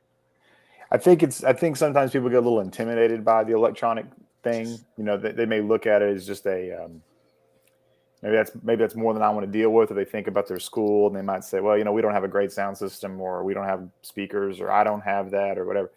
It really and truly, you can kind of put it all together for a pretty low amount of money, a pretty low amount of Yes. effort, and a lot of this stuff. The mixer that I show in there, I think I said I got it for $90 or something. Um, you can get them at pawn shops, Yes. Sweetwater, like all these things, but they're not hard to find. It's that Exactly. kind of thing, and I think because of that intimidation, people maybe shy away from all that sort of stuff, and there's really no reason to be shying away from it. And in fact, I think it's almost be one of those things that we need to kind of embrace, because I think as a Yes. as a community, it's going to start becoming more and more normal. I feel like in the next, maybe when this group of like middle schoolers and high schoolers, by the time they're in grad school, I would say a lot of the literature that they play is going to have an electronic component with it. And so kind of embracing this and trying to figure out a way to be on the forefront of it and be innovative with it will probably pay dividends in the long run for a lot of students. Absolutely. I totally agree with you. And it's a way of also building, I think, as an educator, is a great way of building their interest in the arts, especially right now, due to COVID. We just about every percussion studio in public school uh, lost a good number of kids, Sure. and Yeah. some of the students that we've kept, their interest is lost, right? And I think this is a way of reactivating another source of for them to latch on. Sure. And from a composition standpoint too, like if you're a middle school or a high school student and you think, well, I could do this. You absolutely can. I mean, like this is all the tracks that you heard were, I mean, I made them myself, and I didn't study composition in college or anything like that. Other than like taking orchestration and form classes and things, but Yeah. theory classes. But you know, the just growing up listening to hip hop and growing up listening to electronic music and having a computer with GarageBand on it and the ability to sit down and hit buttons until I figured out how it all worked. Yes. This is everybody. Like, this isn't unique to me or to Ivan Trevino or to Matt Moore or to anybody like that. We all kind of have the same ability to do this stuff, which is to sit down and just and build. So if you're in high school or middle school or early college or whatever, and you think, man, our drum line has this really cool warm up that we play, make a beat to go behind it. Yes. The drum set, I cut in these little drum set clinic, like little drum set play along things. That was something I did during COVID just for fun. Every Wow. Friday I would make a track, and then every Friday I would do one take and post it online. So it wasn't like multiple takes; it was just one take, and it was put online. That was my Wow. little. I called it First Take Friday. I did every week. But all of those tracks are available on my website. You can download them. I think some of them are free. Some of them like $1. But you can Awesome. go download the MP3, and then you've got the track to play with. It's just little games you can play with yourself to kind of stay creative and stay on top of things. And the cut in there of the guy named Isaac Riston who was playing bass. Yeah, yeah, yeah. Just a guy I know through the internet. He plays bass with Chris Brown and with Her. He's a professional session bass player. And hey man, you want to do a track? Sure, let's do it. And then that's all of these things are just everybody's out there. Kind of like you reached out to me. You want to do a clinic? Sure, let's make it happen. And Yes. now's the time to collaborate, and now's the time to come up with and to be creative and to do cool stuff. And I think everybody can do that. It doesn't take somebody with a music degree or percussion platform to do it. You can Yes. do it. Anybody can do it. Exactly. I really like that point you bring out. It's how bad you want it. I Sure. remember watching kid practice soccer, right? In a league, and their coach, always, yelling out, instructions, Sure. as it was, feedback as it was happening, right? And Right. all of a sudden, somebody kicked the ball far to the opponent because they were close to making a goal. So I think it was a goalie that kicked it far, and there was only two players, one of each team. And it's funny what the coach told him. It wasn't technical stuff like, move your legs quicker, or watch your stride, or no, no. Right. The one thing he told him is, I want to see who wants it more. And sure. That Yeah. that's all he told him. And it's funny because the moment they heard that, you just saw so much beautiful fundamentals in play. The kids just took off. Their technique, their running technique, once they got to the ball, they're, defending, and it was beautiful, man. Right. So it's how bad you want it will surface all the tools that you're gonna need, and if not, you're gonna look for them. Sure. Well, and that's true for I think especially coming out of COVID. But I mean, for a lot of people watching this, they may not be from an area that has a lot of resources with music education and things like that. Where I'm from Southeast Kentucky, one of the poorest regions in the country. The school that I graduated high school from doesn't exist anymore. It closed because of funding. Like when it closed, it was one of the poorest schools in the nation. Oh, We didn't wow. even have a marimba in my high school. We got a marimba. We got a Wow. marimba after I graduated. Yeah. So and went to a small college, and I never took really private lessons or anything like that. I didn't grow up playing in youth orchestras or any of that sort of stuff. It's all been a grind, and that's part of Wow. depending on where you're from, that might be what you have to do. You just start hustling. Yes, that is a huge statement, and here you are, a successful composer Yeah. of literature that's being played around the world. What, I did not know that, Adam. Wow. Yeah, it's a really I graduated with 48 people. It's a really tiny school, and Wow. and so now in the school that I work at now, the goal is obviously just try to make it where they've got every opportunity. We've got pretty solid instrument selection. Kids take private lessons when we can, which is tricky, but it's hard, and we try to do our best. As many honor bands as we Yes. can do, as much ensemble stuff as we can do. We try our best to where they've got a chance to touch everything. So those that go to college and those that want to pursue this at the next level, they've at least been exposed to everything, and Yes. and they're Yes. not walking in day one of college being like, "What's a marimba?" Yeah. Wow, man, that's beautiful, and that's beautiful that you went back to your hometown and try to give back.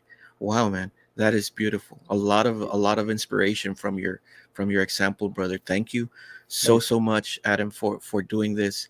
A lot of good information.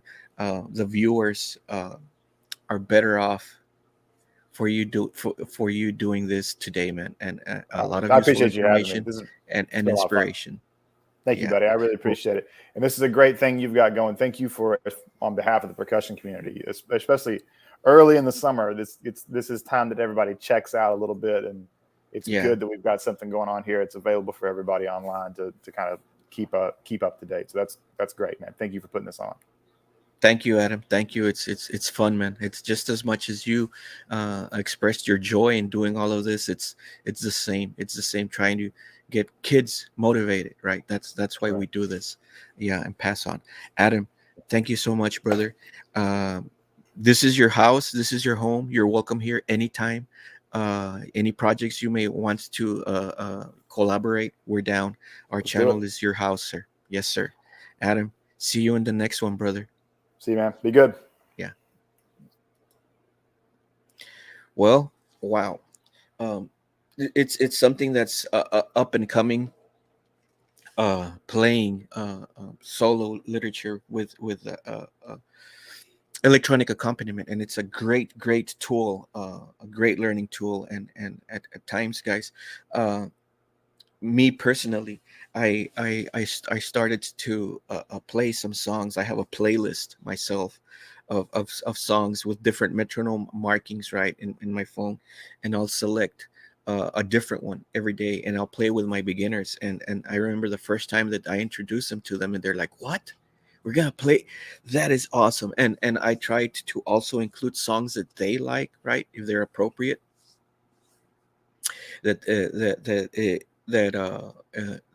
if they're appropriate, I include them, because that's going to have their interest. And we play 8 on a hand, and we play accent tabs, we play our flam exercise, our buzz roll exercise, our to that, and they have so much fun, and you'll see the amount of energy that they have. Well, it just makes sense that using this kind of literature, and using Adam's book would be a great avenue by C. Allen, to get the interest in kids to do this, and a different medium, right, of learning and developing their percussive skills. Great clinic, Adam Hopper. Shifting gears, guys. Now, it's this channel, guys, is here for to provide world class percussion education clinics of all sorts, not just drum set, not just orchestral snare drum, not just rudimental snare drum, but creating the whole percussionist. And one of the things that sometimes maybe as educators we don't touch as much is how to deliver a performance. And Chip Ritter, an amazing educator and performer, he is going to share with us a few tricks that we can learn while we play drum set. He gives them names, and he teaches you how to do them, how to enhance your performance when you're playing drum set with some visual stick tricks. And his clinic, we were talking, me and him, and I asked him, how do you want to label your clinic, or what title do you think would best fit it? And he just said stick tricks. So without any further ado, let's check out Chip's clinic. Chip Ritter, here we go. The Chip Ritter.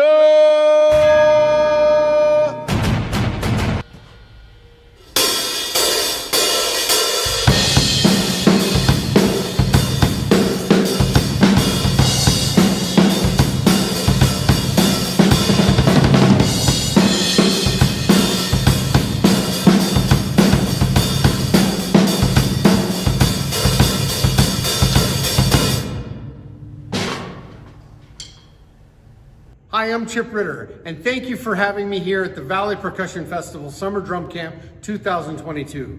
I hope you guys are having a great time. So I'm here to talk about some stick tricks that you can do on the drums to spice up your live show and or just impress your friends. We'll talk about raising our hands on the and after 4 to place the trick on the downbeat of 1, and then we'll talk about how to do the fakie spin and incorporate that in your beats. So let's get started. Raising your hand on the and.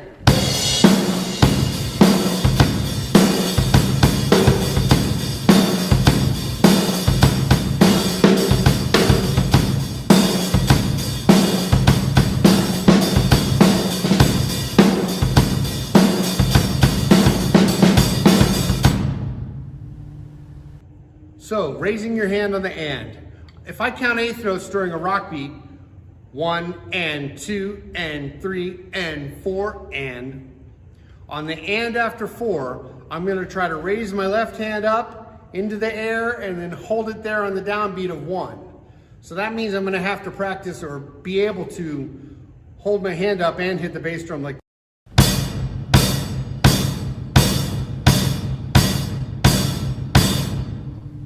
Are you ready? Let's do it. 1 and 2 and 3 and 4 and 1 and 2 and 3 and 4 and 1 and 2 and 4 and 1 and 2 and 3 and 4 and 1. So we got our hand on the 1. We've got a trick placed there. So let's go ahead and practice that over and over. Put it into use like this.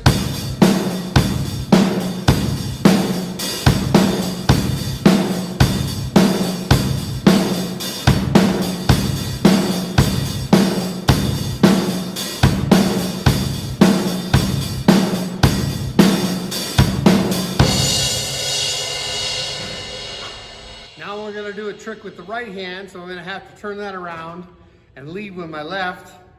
And I'll practice doing this because when my right hand's up, I need something to be playing over here with the eighth notes.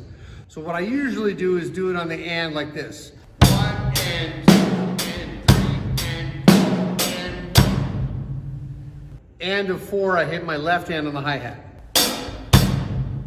But you know, you can practice it just by leading with your left hand like this.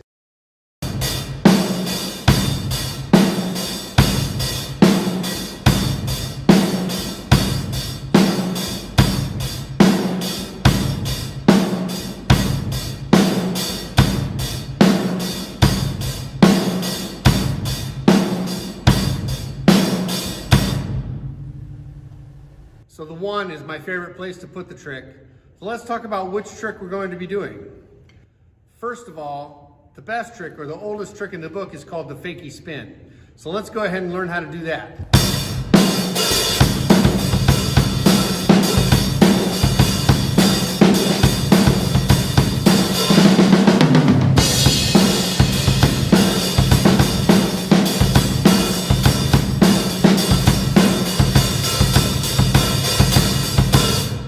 Fakie spin. To do the fakie spin, we're going to take our hand and splay our fingers out like this. Between the first finger and the second finger, we'll put our stick like this, balanced as you can get it. Then we're going to try to hold the stick out in front of us like this and try to wobble it. Just try to wobble it over and over, back and forth, wobble it. Just wobble it. We're going to just wobble it.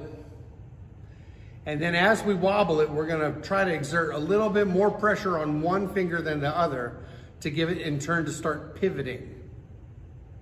So it's not just wobbling now, it's moving in a rotating motion, it's pivoting. So from there, we want to practice trying to get it to fan out into a circle.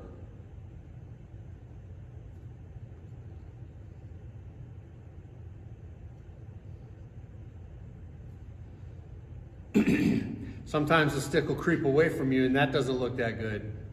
And the other thing, depending on what direction the trick is facing, if this is where I want to put my trick, well, I want to make my circle look like this and tilt my hand away from me a little bit. That's the best result for that. But it isn't going to look as good over there. So if I want to do the trick like this, I want to make sure that I'm facing this way with the stick is pivoting or splayed out like this, facing the camera. Again, first finger, second finger, balance it, start to wobble, apply more pressure to one side than the other, and it'll start to pivot. Once you get it pivoting, you practice spinning it or having it look like it's spinning.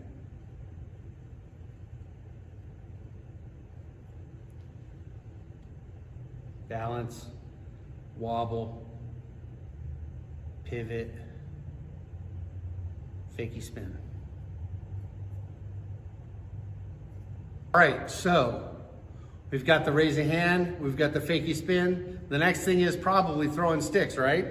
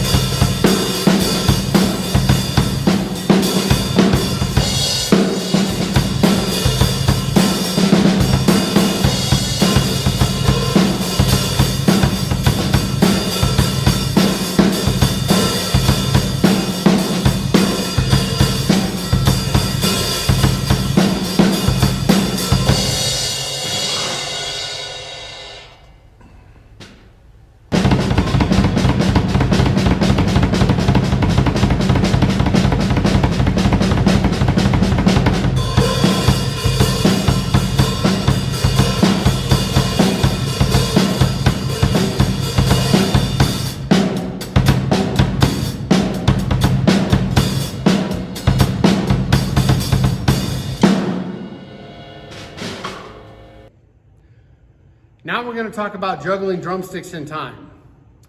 This is the hardest stick trick I know how to do, which is juggling 3 sticks while playing a beat in time.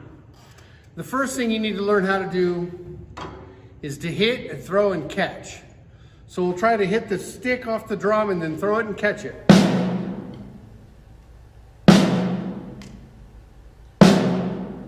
I wouldn't worry about the rotation so much, just worry about catching it.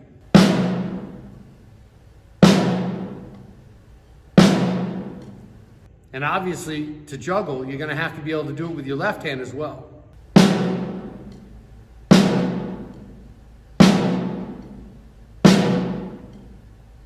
Once I can get reasonably good at doing that, then I try to do both of them.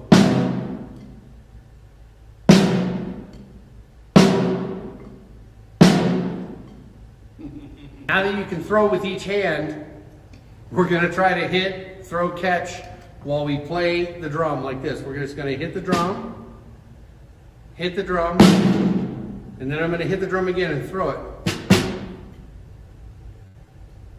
I'm going to hit the drum.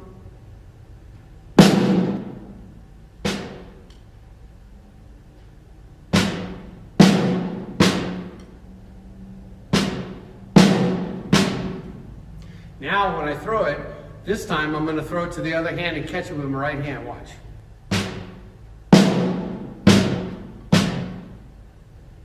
Did you see me catch it and hit the other hand?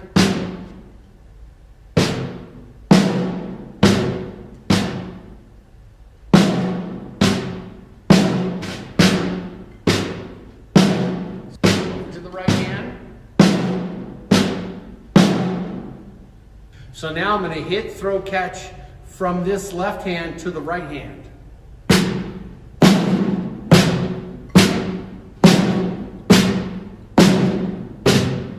Now I'm going to try to hit, throw, and catch back over to my left hand.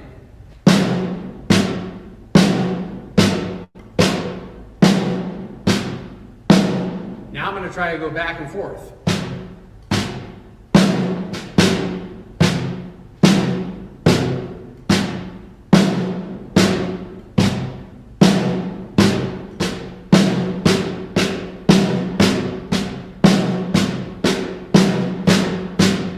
Once you can hit, throw, and catch like that, then it's time to take another stick and try to throw in between like this.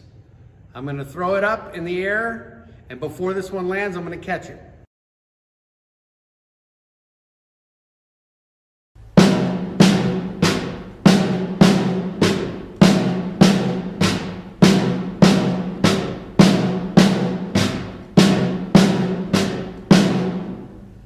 That's hit, throw, catch, back and forth between the sticks.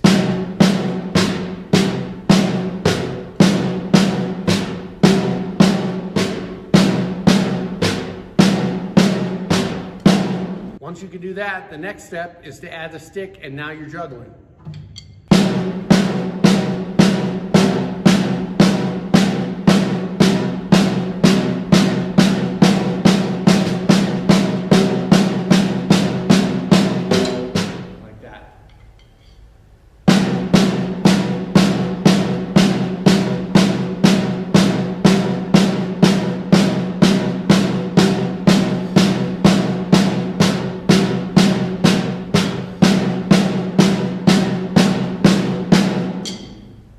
Once you can do the juggle with one hit on each time, then you try to do it twice, because I couldn't like really make a beat out of it until I could hit with twice with each hand. So that's the next step, is hitting twice with each hand. You could go back to basics and start all the way back over by doing just 2 hits on each hand like this.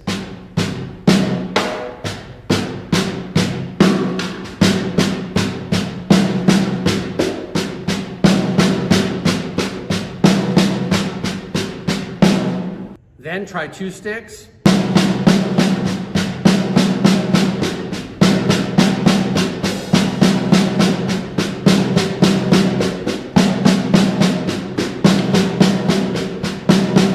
And then 3 sticks.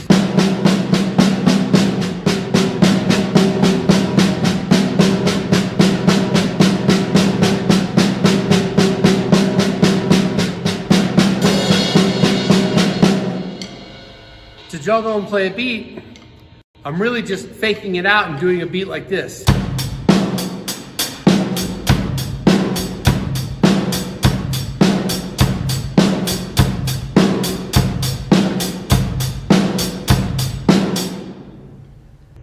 So to play the beat that I juggle with, I play twice with my left hand and then twice with my right hand, coming back to the snare. So we're gonna go like this.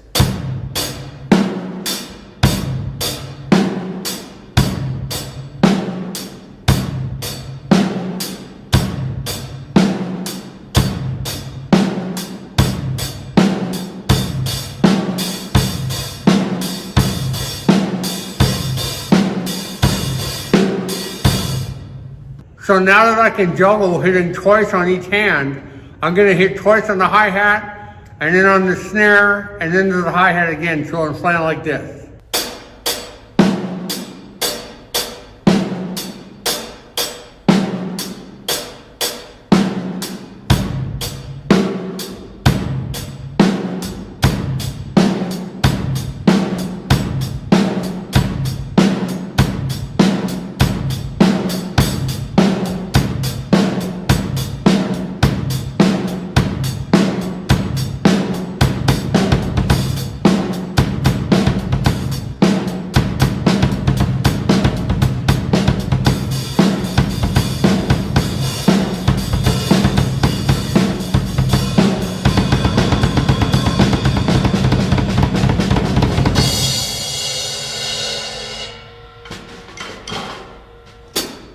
Thank you so much for watching. I hope you got something useful out of this that you can use to impress your friends and spice up your showmanship. Thanks so much to Gilbert and everybody at Valley Percussion Festival for having me here at the Summer Drum Camp 2022. And I hope you guys keep time, have fun, and be yourself.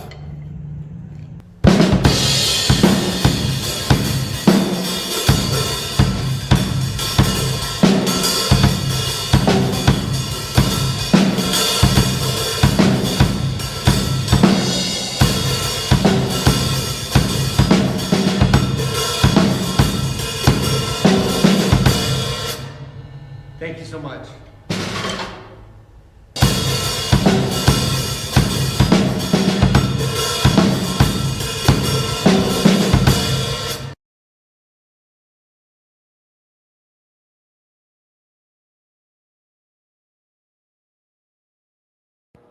What a way of breaking things down, guys, right? Tricks, 3 tricks that we can use when we play drum set. I thought it was a really cool thing that he did for us, to share, and how to spice up our performance when we play. And of course, he did it, applying it on the drum set. But after seeing some of the indoor groups perform, especially their rack players, there is definitely room for it in the rack, on the front ensemble, and really spice up the performance, the production value of your ensemble. Well, guys, there's one clinic. I mean, everything that you're going to be seeing today and tomorrow. Tomorrow we have the final block for VPF, Summer Drum Camp 2022, at 1 p.m. and we will be having some more clinics there. There were so many artists that we couldn't fit them all in one day, which was the original plan, and we didn't want to shy back from including them, because it's stuff that we can learn. It's education at such a high level that I personally, I feel uh, difficult to say no to, right? Especially if we can bring it to our students, to our kids, and definitely decided to include them. All of these clinics we're excited about, each one in its own way. The next one, guys, is a gentleman that has taught marching bass drum at the highest level, in drum corps, in indoor groups, in high school groups.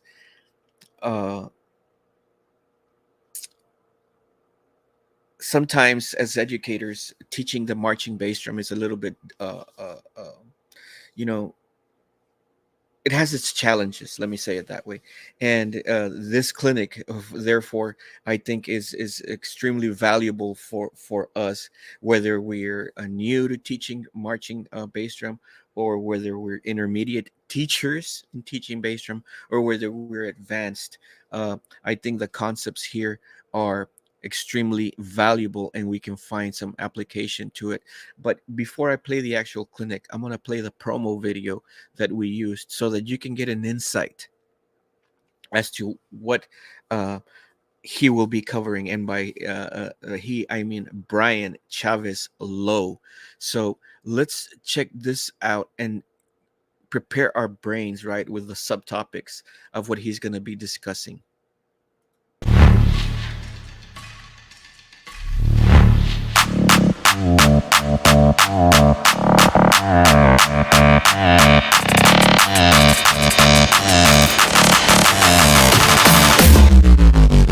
Hey, this is Brian Chavez Lowe.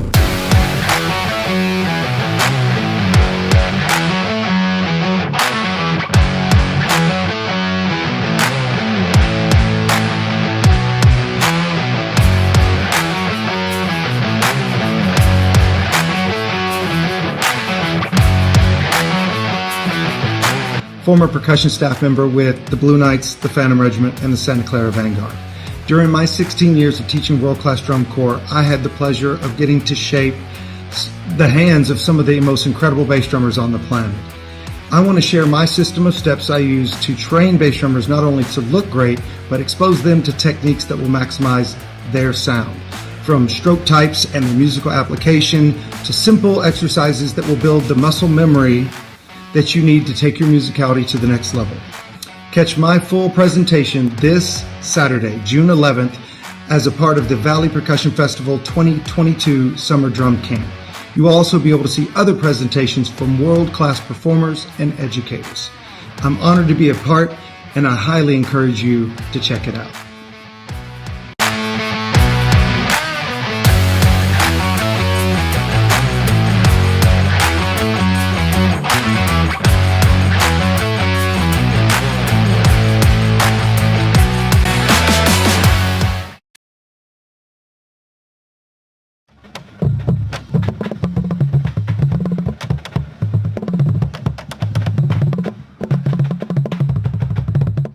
Hey there, my name is Brian Chavez Lowe, and today I'm going to spend a little time with you talking about my favorite instrument, which is the marching bass drum.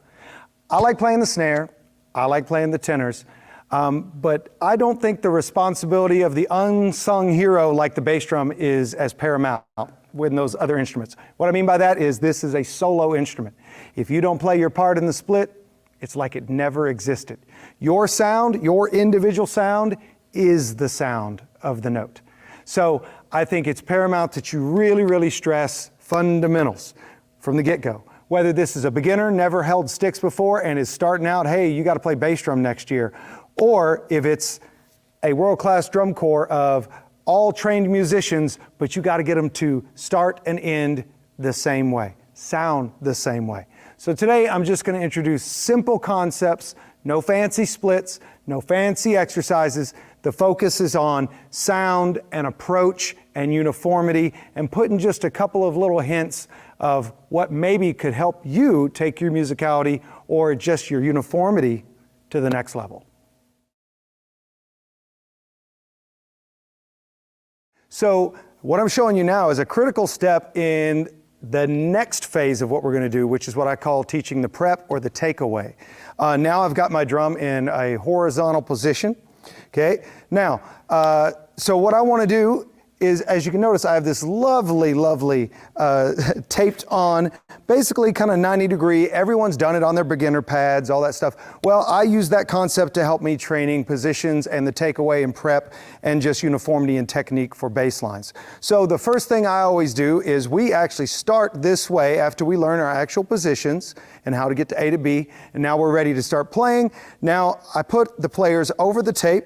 We discuss once again how the hands should look. Okay, Now from here, I usually will have them take one hand away and I have them study what does it take to get from here with your bead up to a full prep position.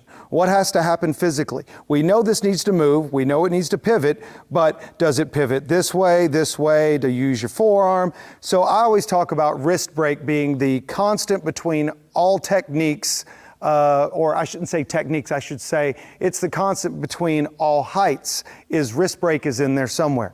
So we'll start here, and I have them analyze what actually is happening as they take away at the angle that's taped on their drum. In other words, if they're not slicing out, slicing in, or starting in a position that doesn't line up with the tape. So from here, I'll actually have them look over and look at their fulcrum and look at what happens, like what has to happen for this to go straight away in path is the fulcrum generally needs to move out straight away from the drum. So I don't spend a lot of time doing this. I just really do that to highlight, okay, what does this look like? What does it look like from this angle? Because this is what it's going to look like from standing up behind your bass drum. And can you do it consistently?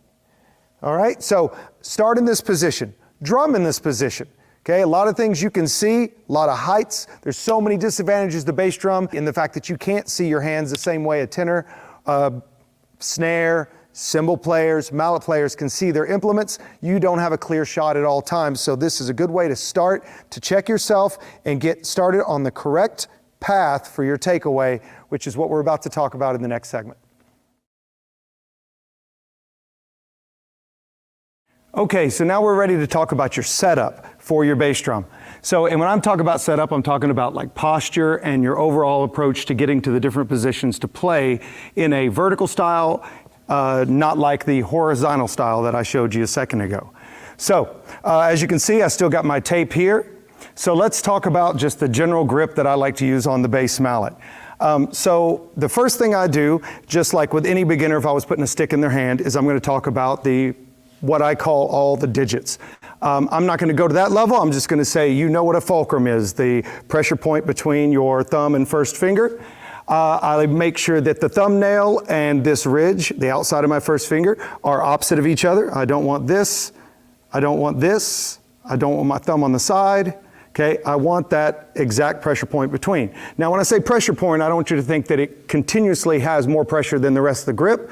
I actually like a very, very consistent grip pressure all the way down from my fulcrum to the other 3 digits that wrap around the mallet. So just like when I teach beginners, I tell them we want to make sure that we hold the mallet. I'm not necessarily wanting to squeeze the mallet for general purposes. So now how far up and down the mallet? Well, this specific mallet, I like to have just about 1 inch below my pinky. Once you get up here, you start throwing off the designed balance of the fulcrum that we talked about, the pivot point. So generally about 1 inch down here. Some of the other manufacturers like Vic Firth, Innovative, ProMark, depending on the weight of the mallet, you may have to put a little less or a little more. That's up to your director's decision. Okay, so we got constant pressure all the way down. All my fingers, these 3 digits completely wrapped. First finger, thumbnail directly across from each other. Okay, that's building my hand. That's what my hand's going to look like.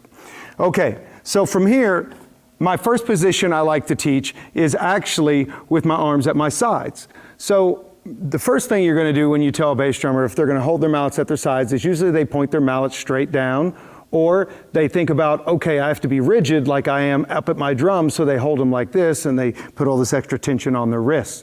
So I actually really like the side position because if you're holding the mallet a uniform fashion in all 5 drummers, right, with the correct pressure from first finger, thumb, fulcrum, 3 digits, all that, and you hang naturally at your side, relax your shoulders down like you would in a good set position anyway, your mallets are naturally going to be at the angle you want them at, okay? Not pointed down because that would be this. Not cranked out because that would be this, okay? But if they're naturally just hanging, then all you really have to do is use the motivator of the elbow to get from A to B, A to B.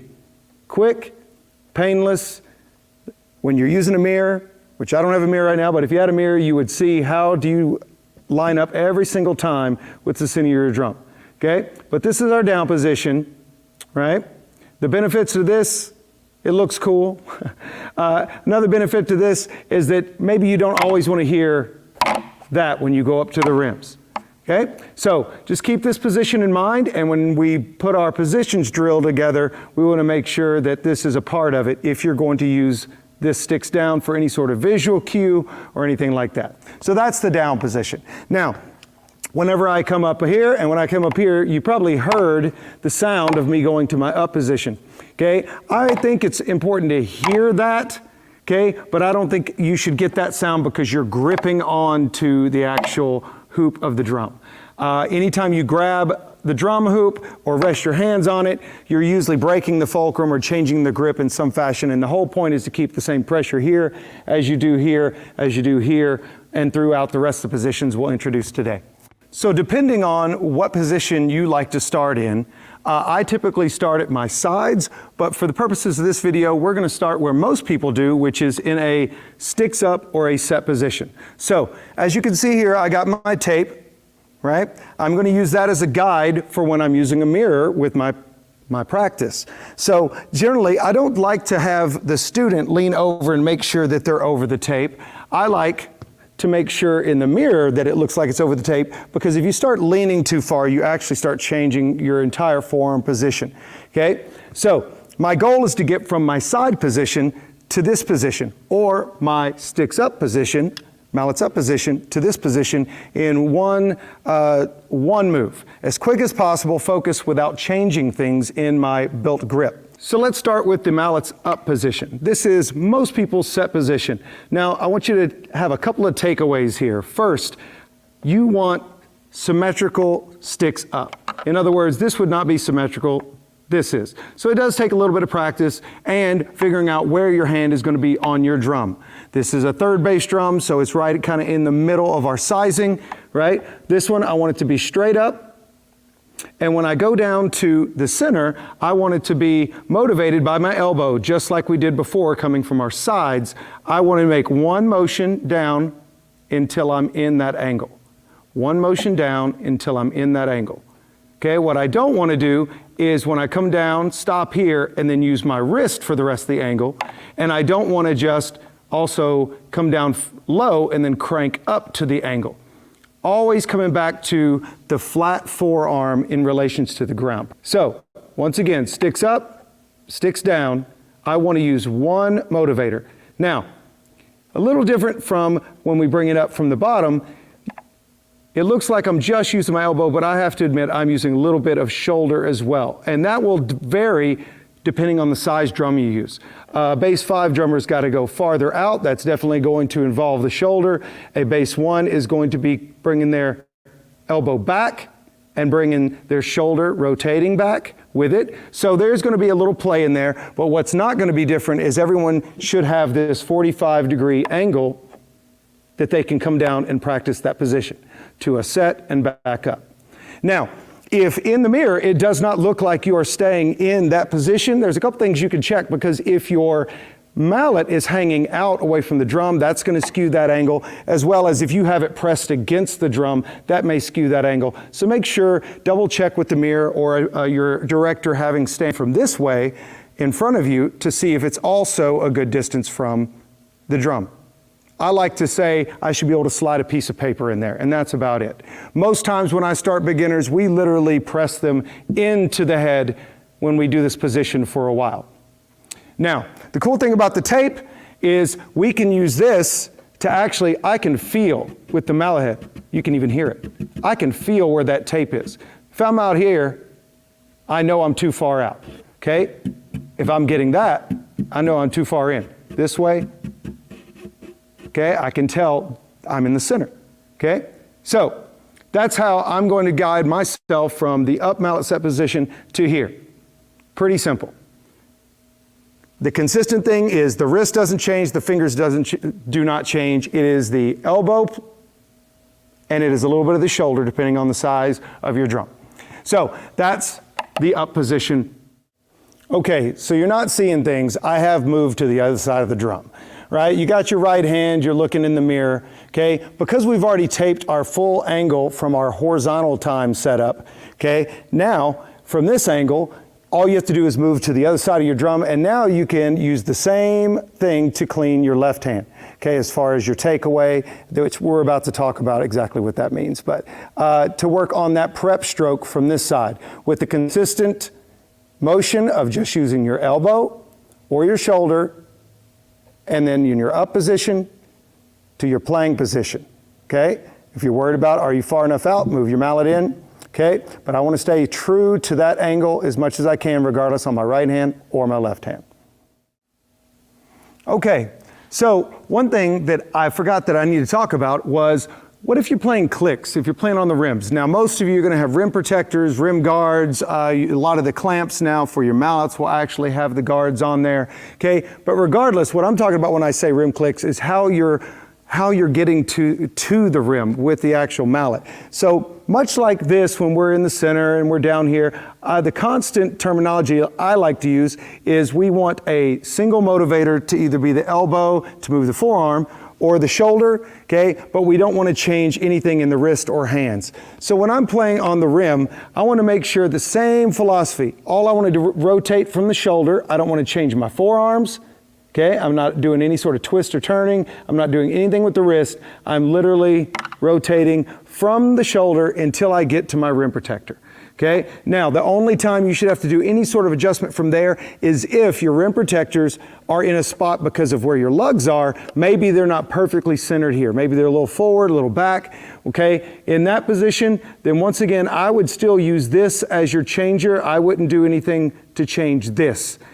That way, when you play strokes on the rim, you're going to have the same stroke path and prep technique. What I like to do is a positions drill of anything I'm going to use. The popular ones for me are going to be my side set position, my playing set position, my sticks up set position.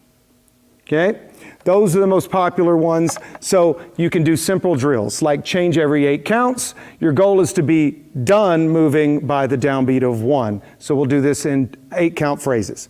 So I would start the metronome off and then we would start. We would go 1, 2, 1, 2, 3, 4. 1, 2, 3, 4, 5, 6, 7, 8. 1, 2, 3, 4, 5, 6, 7, 8. 1, 2, 3, 4, 5, 6, 7, 8. 1, 2, 3, 4, 5, 6, 7, 8. And then you would repeat that. If you want to add in your stick click position, if you want to add in an edge position, I guess you could even, for your top drummers that have shots, you could add in a shot position. Okay, but the 3 main ones I know I work with most times are going to be your side set, your playing set, and your sticks up set position. So there's just a simple exercise. It doesn't have to be 8 counts. It could be every 4, every 2. You can create a 4-2-1 effect out of it just to really drill them and keep them mentally focused. But just an easy position setup exercise will do wonders just for the energy it takes and being consistent with your wrist and fulcrum and finger placement through every position.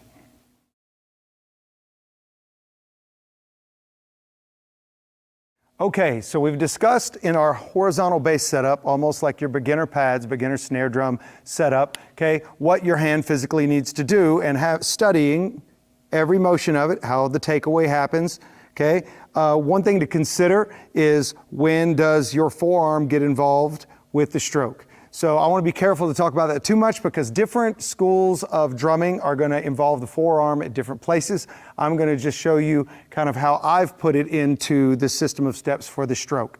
So we've already talked about that. I still got my tape on to help me out if I'm in a mirror. So I'm going to find my center. Now my whole point now is to figure out how to get the best takeaway from the drum. A lot of people are going to call that the prep stroke. In other words, in order to play the drum, I have to get out to a position to get back into the drum to play it. So we're going to start out in a playing position.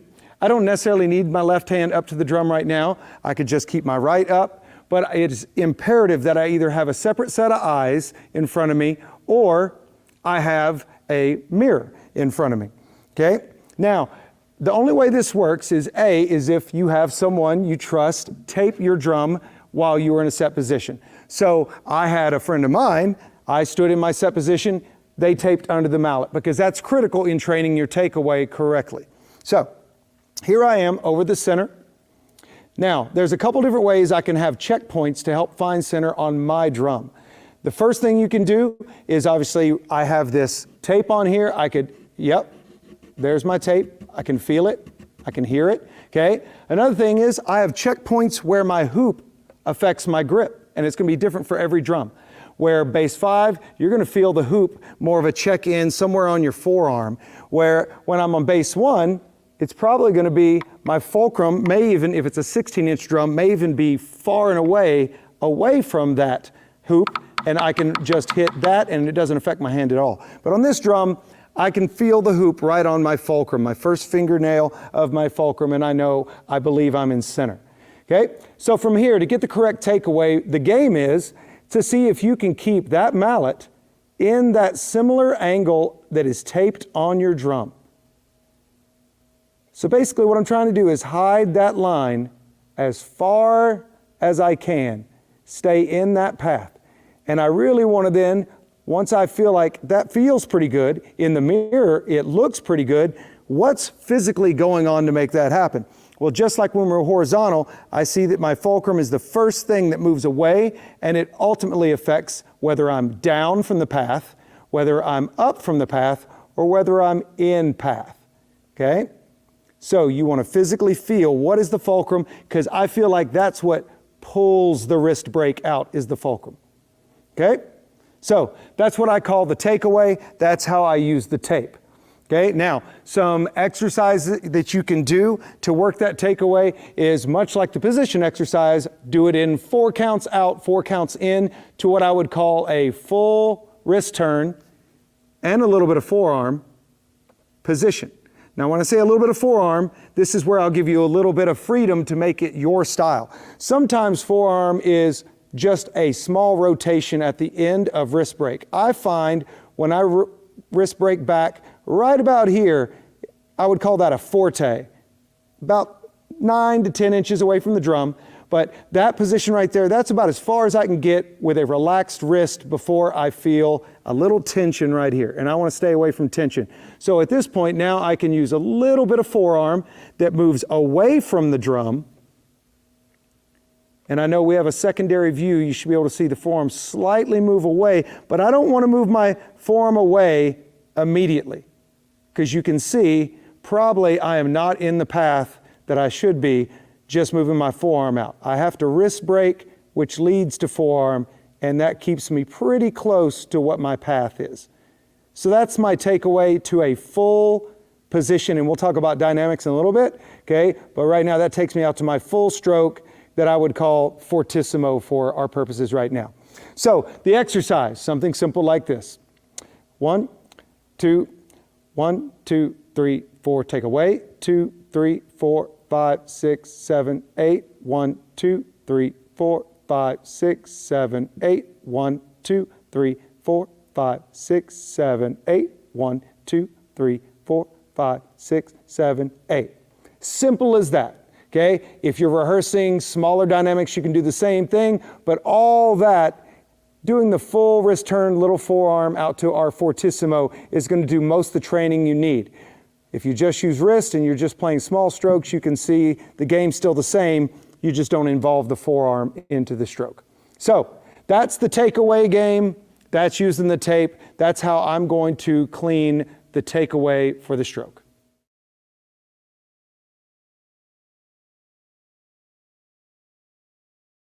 Okay, so we've talked about the prep or the takeaway from the drum, preparing to play the drum.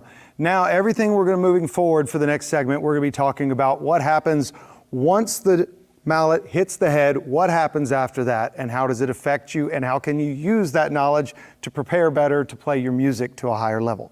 So this is all about, in response to the prep, what are we doing after that? So let's talk about stroke types. So the first stroke type we're going to talk about, which is the one I use to train the beginners day one, is the full rebound. Okay, most people just say it's a full upstroke, but I call it full rebound. This is where we are going to start in a set position. We're going to trace our way out, and then I want to do one stroke in, rebound, right back out to the same position. So I just want to do this.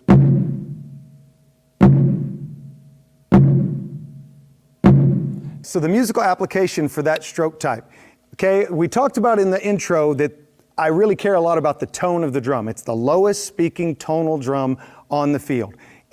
We tune it to have pitches. We're very picky about it. So I want that tone as much as possible unless I specifically don't want tone. So that full upstroke, that full rebound is going to give me the maximum sound out of the drum depending on how much velocity you're putting into it. But what it's used for is 8 on a hand. 8 on a hand is a repetitive height exercise that if I'm going to come out to the same height, I might as well let it come out because the drum is bringing it out.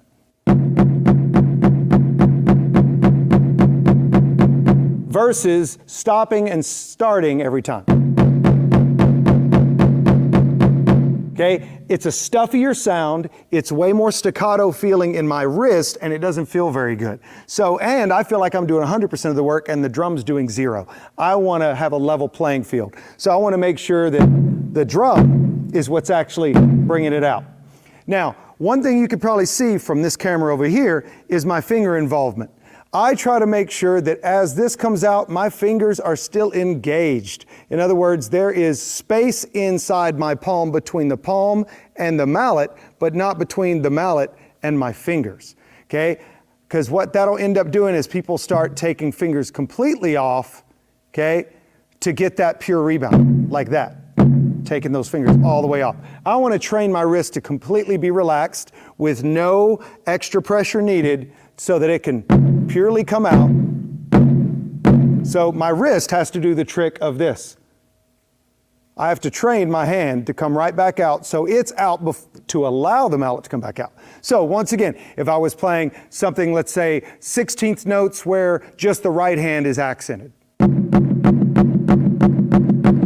right? I need that to be the same height every time, right? So full upstroke, that's our first stroke type. Okay, so I want to do an exercise now, super easy, okay? Anyone can do it, but it's just the full rebound. Okay, so what I like to call it is 1s, 2s, 3s, and 4s as far as groupings of how many notes I play on the right. So let's say I'm working in 8th notes, and I'm going to count 1 take, 2 take, 3 take, 4 take. So I start out, I trace out to my full position back, fortissimo, okay? And now from here, I'm going to play one note, let it come all the way back. That's what I would consider a 1. Okay, now a 2 would be 2, 3, and 4.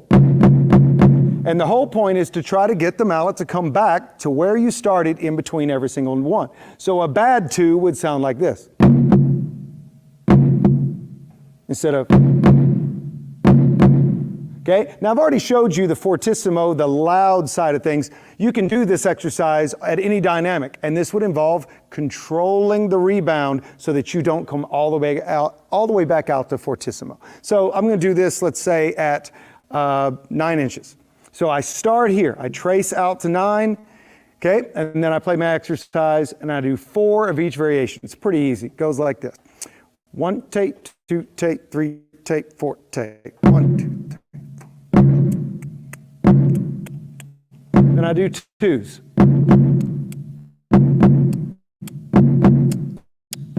3s.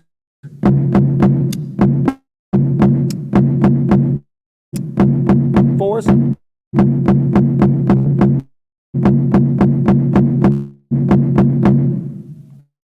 Okay, but ultimately every single stroke is exactly the same all the way from here to here and the rebound back.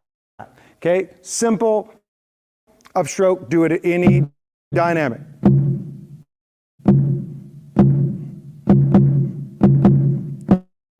But it's about duplicating the sound and making sure that you're starting and controlling back to the right dynamic each time.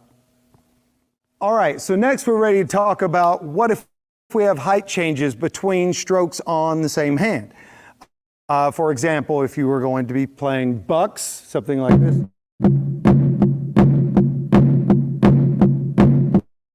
Okay, well now we got to introduce other stroke types. So the one I'm introducing right now is called controlled rebound. So what a controlled rebound is I don't want it to come all the way out to where I started, which was the full rebound. Maybe my next stroke on the right is going to be at, if you use inches, let's say 9 inches. If I'm using dynamics, let's say 4 take. Okay, now what if my first note's at fortissimo, my second note is here.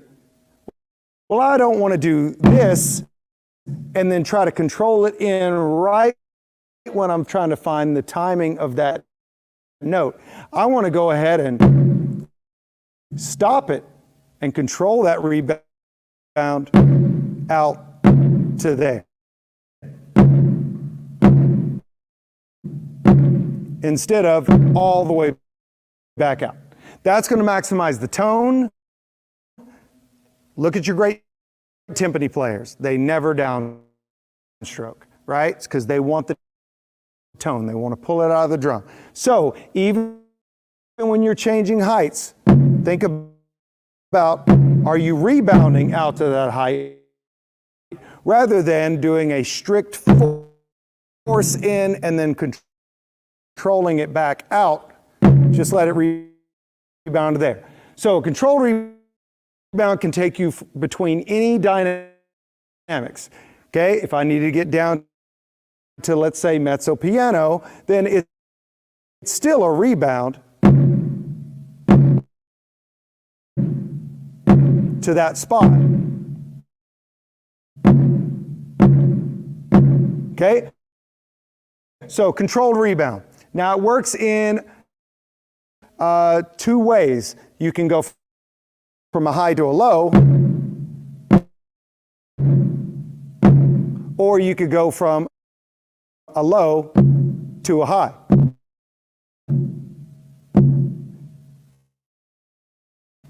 Now that one's a little trickier, and it takes a little bit of our topic coming up will be velocity. That takes a little bit more velocity from that lower end to get that mallet to come right back out on its own. But either way, a lot of it's the magic of that wrist turn and anticipating what you needed to do. Okay? Now, one thing when people control things, they think they need to squeeze. Okay? You only need to squeeze enough to control the rebound. You should not grip. You should not see your knuckles turn red. Okay? You should not pound to stop the note.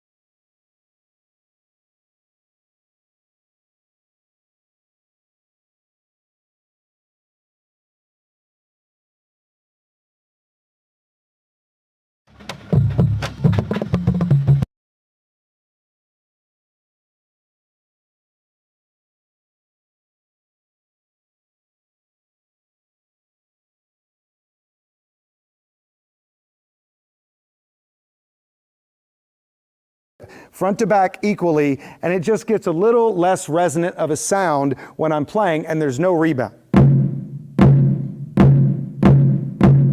Takeaway is the same, but I put a little bit more grip across the mallet, and from a distance, that is a difference, trust me. Okay, I'm not sure if it communicates here to hear the difference between.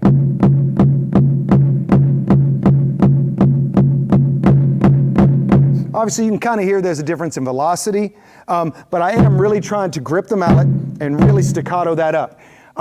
Where's that musical application?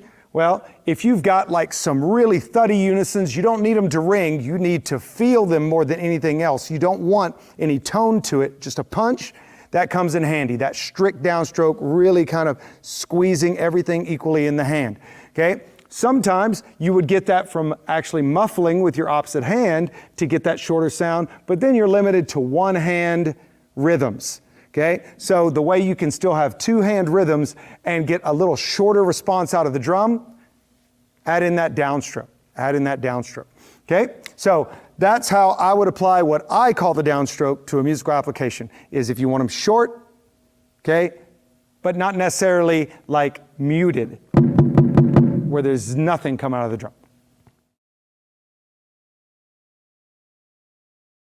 All right, so next I want to talk about dynamics when it comes to bass drum. So I think one of the main challenges for bass drummers in general, and we talked about this a little bit in the intro, is that you're dealing with, you're trying to put uniformity and balance and blend with completely different instruments, meaning your mallets are different weights, different sizes than the people around you. Your drum is tuned to a different interval, or sorry, a different pitch than the other drums around you. The drum is sized different. Everything's different. The tension of the head is different. Now take all those factors, now make sure you sound exactly the same. Think about unisons, right? And we'll get into that a little bit when we talk about velocity, but just purely playing unison should be like tuning a chord with a wind ensemble. Does everyone have equal parts? Is our sound the same? All that. So when it comes to dynamics, okay, you've got to really, really dig into the height that you're playing, because if I'm playing keyboard, snare, tenor, peripheral vision, can see the players next to me. Okay, now I still lean on my ears more than anything, but you can learn visually. I'm overplaying, I'm underplaying if you can't hear quite that well. Well, for bass drummer, we're limited. Obviously, if we're standing this way, we really can't see too much behind us. And then I don't want to look around my drum because that's going to affect my drum if I'm wearing it on my carrier anyway. So we're limited by, we have to have a system to train the muscles to play the right heights. Let's talk about some simple exercises you can do. And hopefully you believe me when I say this, world-class drum corps, I do this in the parking lot. I do it in the parking lot. Not exciting unless you're a bass nerd, but I would do this exercise in the parking lot. We would take eights, unison eights, and we define terraced dynamics on each one. So whether it's the first set, right, left, are gonna be fortissimo, then forte, then mezzo forte, then mezzo piano, all the way down. Just simple example of.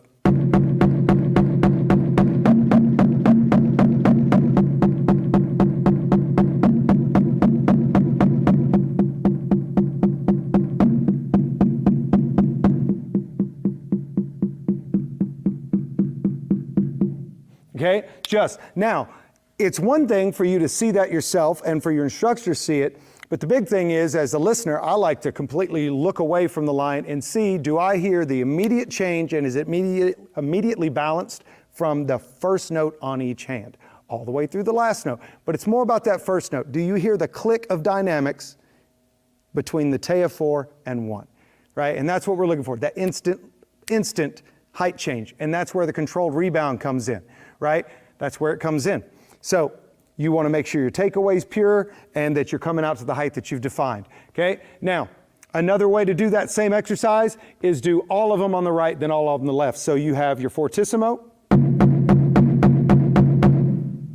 Notice the rebound only came out to 9. Now I'm going to do my 8 here. Then I came out to 6. And now I'm down to what I would call 3.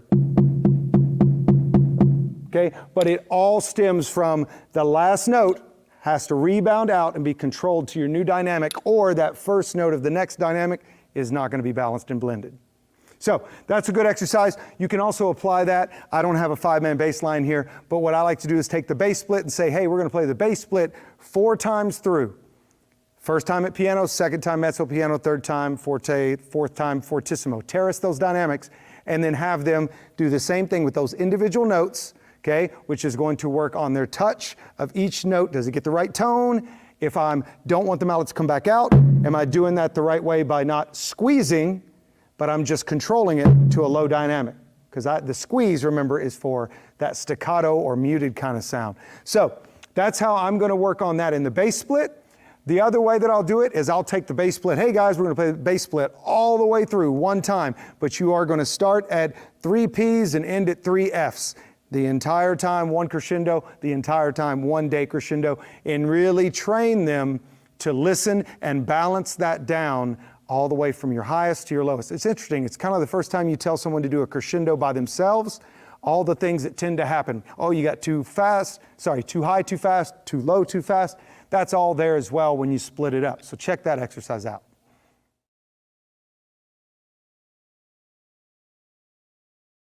All right, one of my favorite topics to talk about when it comes to bass drum playing is velocity, which obviously is the speed of your stick or mallet which you're moving. And I'm not going to recreate the wheel. I'm not going to teach you anything new about velocity, but I want to talk about how really it can affect the bass drum specifically in applications of marching band. As far as projection goes. So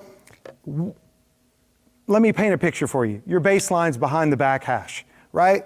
Your arranger has written this really cool 30-second no rip and run, but in the timbre that you're supporting in the alto saxophones or whatever, you don't want to cover them up, but you also want to get credit for that writing and that maybe you just want the articulation, not the volume. That's where I feel like velocity comes in. In other words, that should be something additional that you can add to change the timbre of the note you're playing. So whether you're playing, just nice mezzo, sorry, not mezzo, forte. If you're playing forte, that's a pretty good sound, but what if that's doesn't have the bite to it on the figure that you're playing? Then just add a little speed behind the mallet. So I'm just trying to move my fulcrum faster towards the head, which obviously adds more upstroke or rebound, right? Takeaway, so you got to control that, depending on what you have coming up next. But that velocity can add just a little bit to your articulation, so for those soft passages that you still want to hear, but you just don't want them to be loud, add a little velocity behind that mallet. There's 2 types of velocity. There's necessary velocity, okay? And then there's additional velocity. So the necessary velocity, I would define that as the speed you need to move to get from A, B, A, and not miss your note in time. That's necessary velocity. Additional velocity is when you want that extra punch, that extra articulation on those lower figures. I mean, you can use it on the bigger figures, but let's face it, you're already having to play way out here quickly. That's a lot of velocity to begin with. So this is mainly velocity is going to help you at that mezzo, forte, and lower end to get that to speak. Okay? All right. Now, here's a good exercise for just practicing velocity. What I like to do is just play continuous 8s on the right. And then what I'll do is define my dynamic. Let's say it's mezzo forte, and I will do 8 notes just at necessary velocity and then 8 notes at maximum velocity, just so I can feel the difference, hear the difference, and train some muscles. So here I go.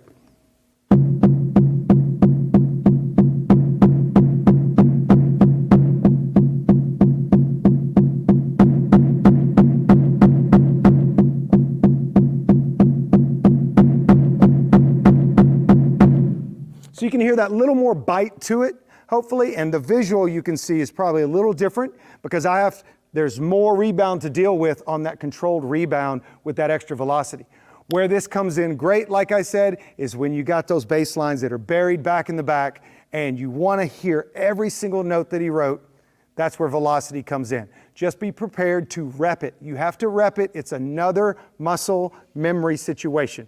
So how can we apply velocity to figures where you have, say, we call them 2s, 3s, and 4s, right? So if you're playing 16ths or 16th triplets or 32nd notes or whatever the figure's written, where it takes, you're responsible for more than one note in a row, okay? Well, the easy one most people struggle with is on 2s.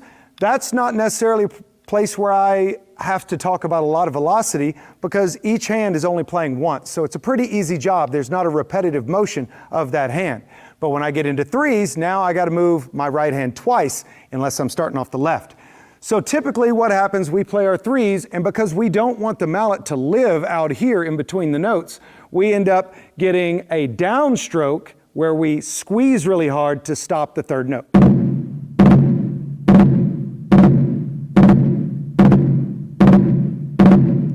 To me, that sounds stuffy and it doesn't feel good. It's not relaxed, okay? So instead of playing higher, I'd rather play a little lower to where I can get all 3 notes to be the same height. Because if I'm here playing my 3, there is no way I'm getting my right hand in and out in a relaxed way in that amount of time. So I would rather play a little lower, say 9 inches, and put more velocity, which is a clearer speaking thing than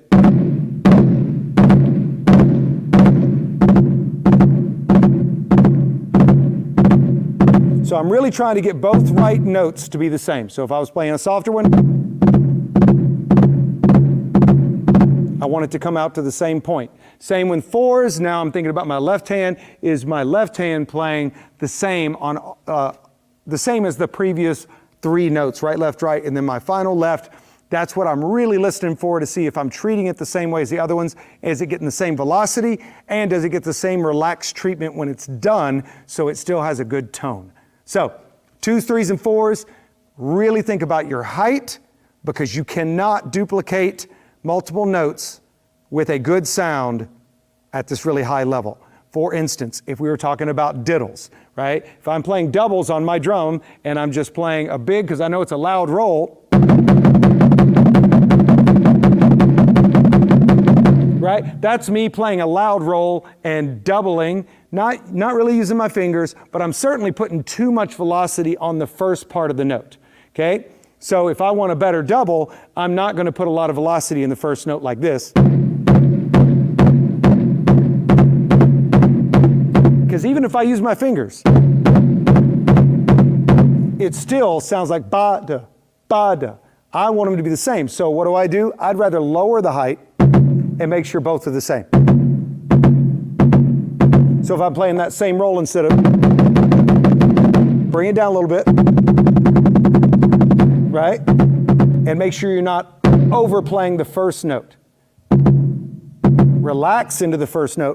Do the work on the second note so that they sound the same rather than.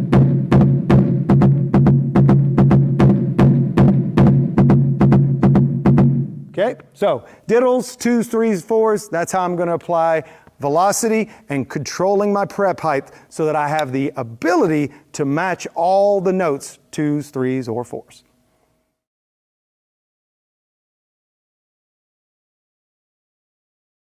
Just there's the givens, like, you know, ear protection is a given.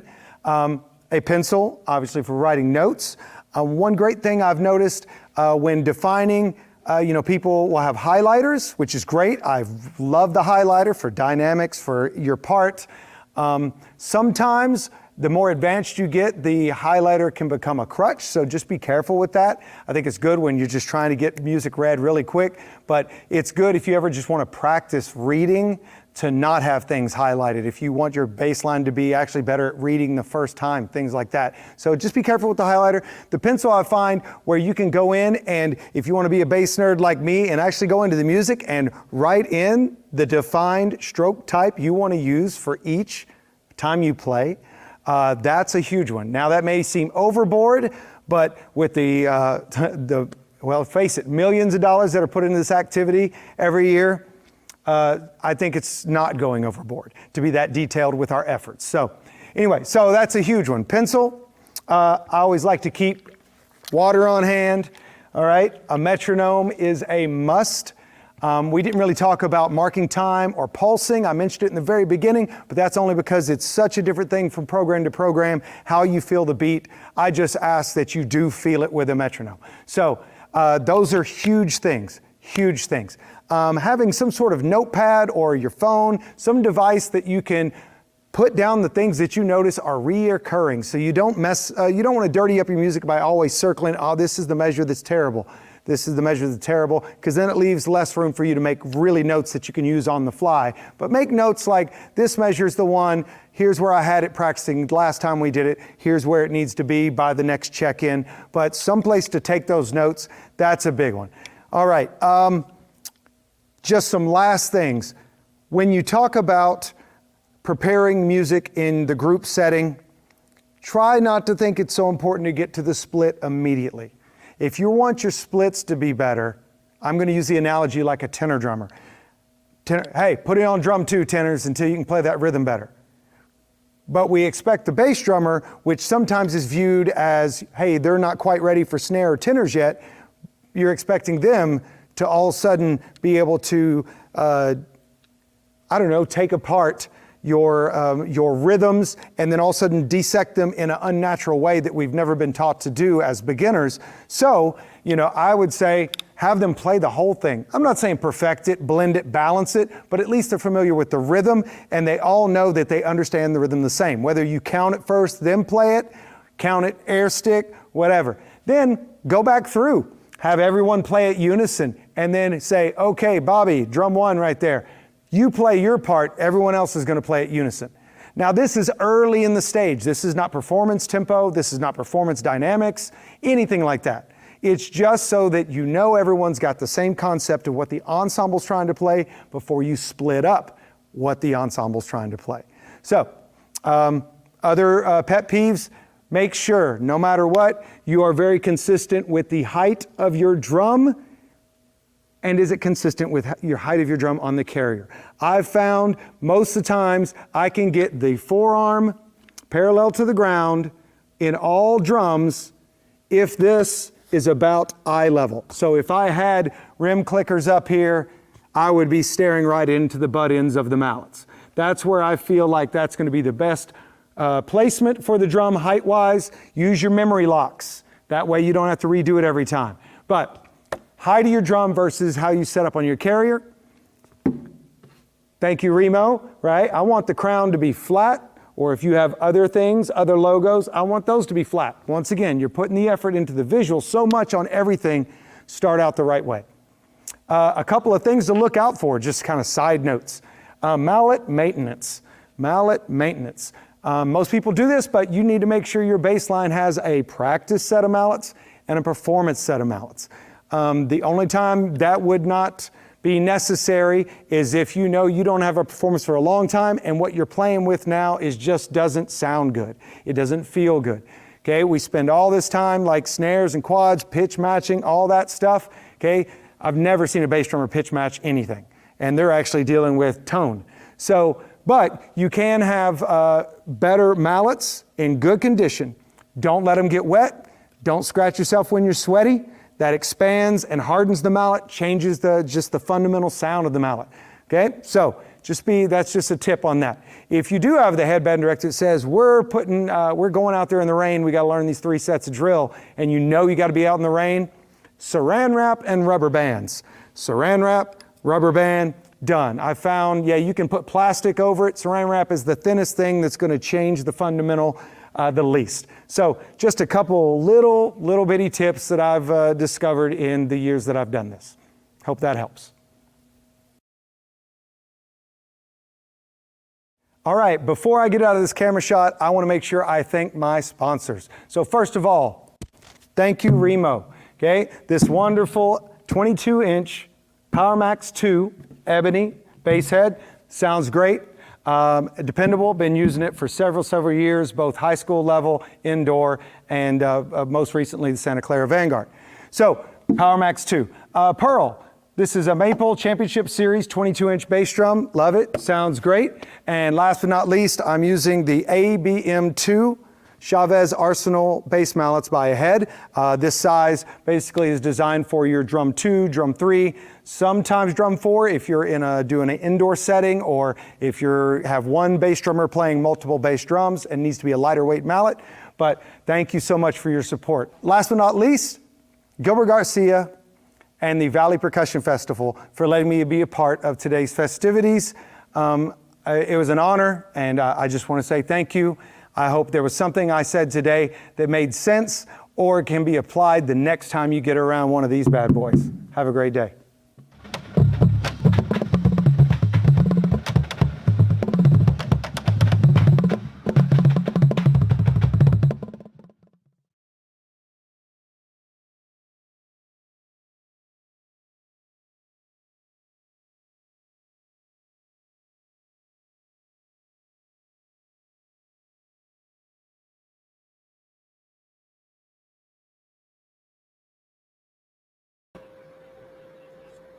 Hello? Guys, there you have it. That was your morning block from your VPF Summer Drum Camp 2022. Block 1 is officially over. So we're gonna break for now, guys. Make sure you log back in. You will see the stream begin at 1 on YouTube and on Facebook Valley Percussion Festival page. Make sure you log back on, share with your friends, and guys, see you in a bit.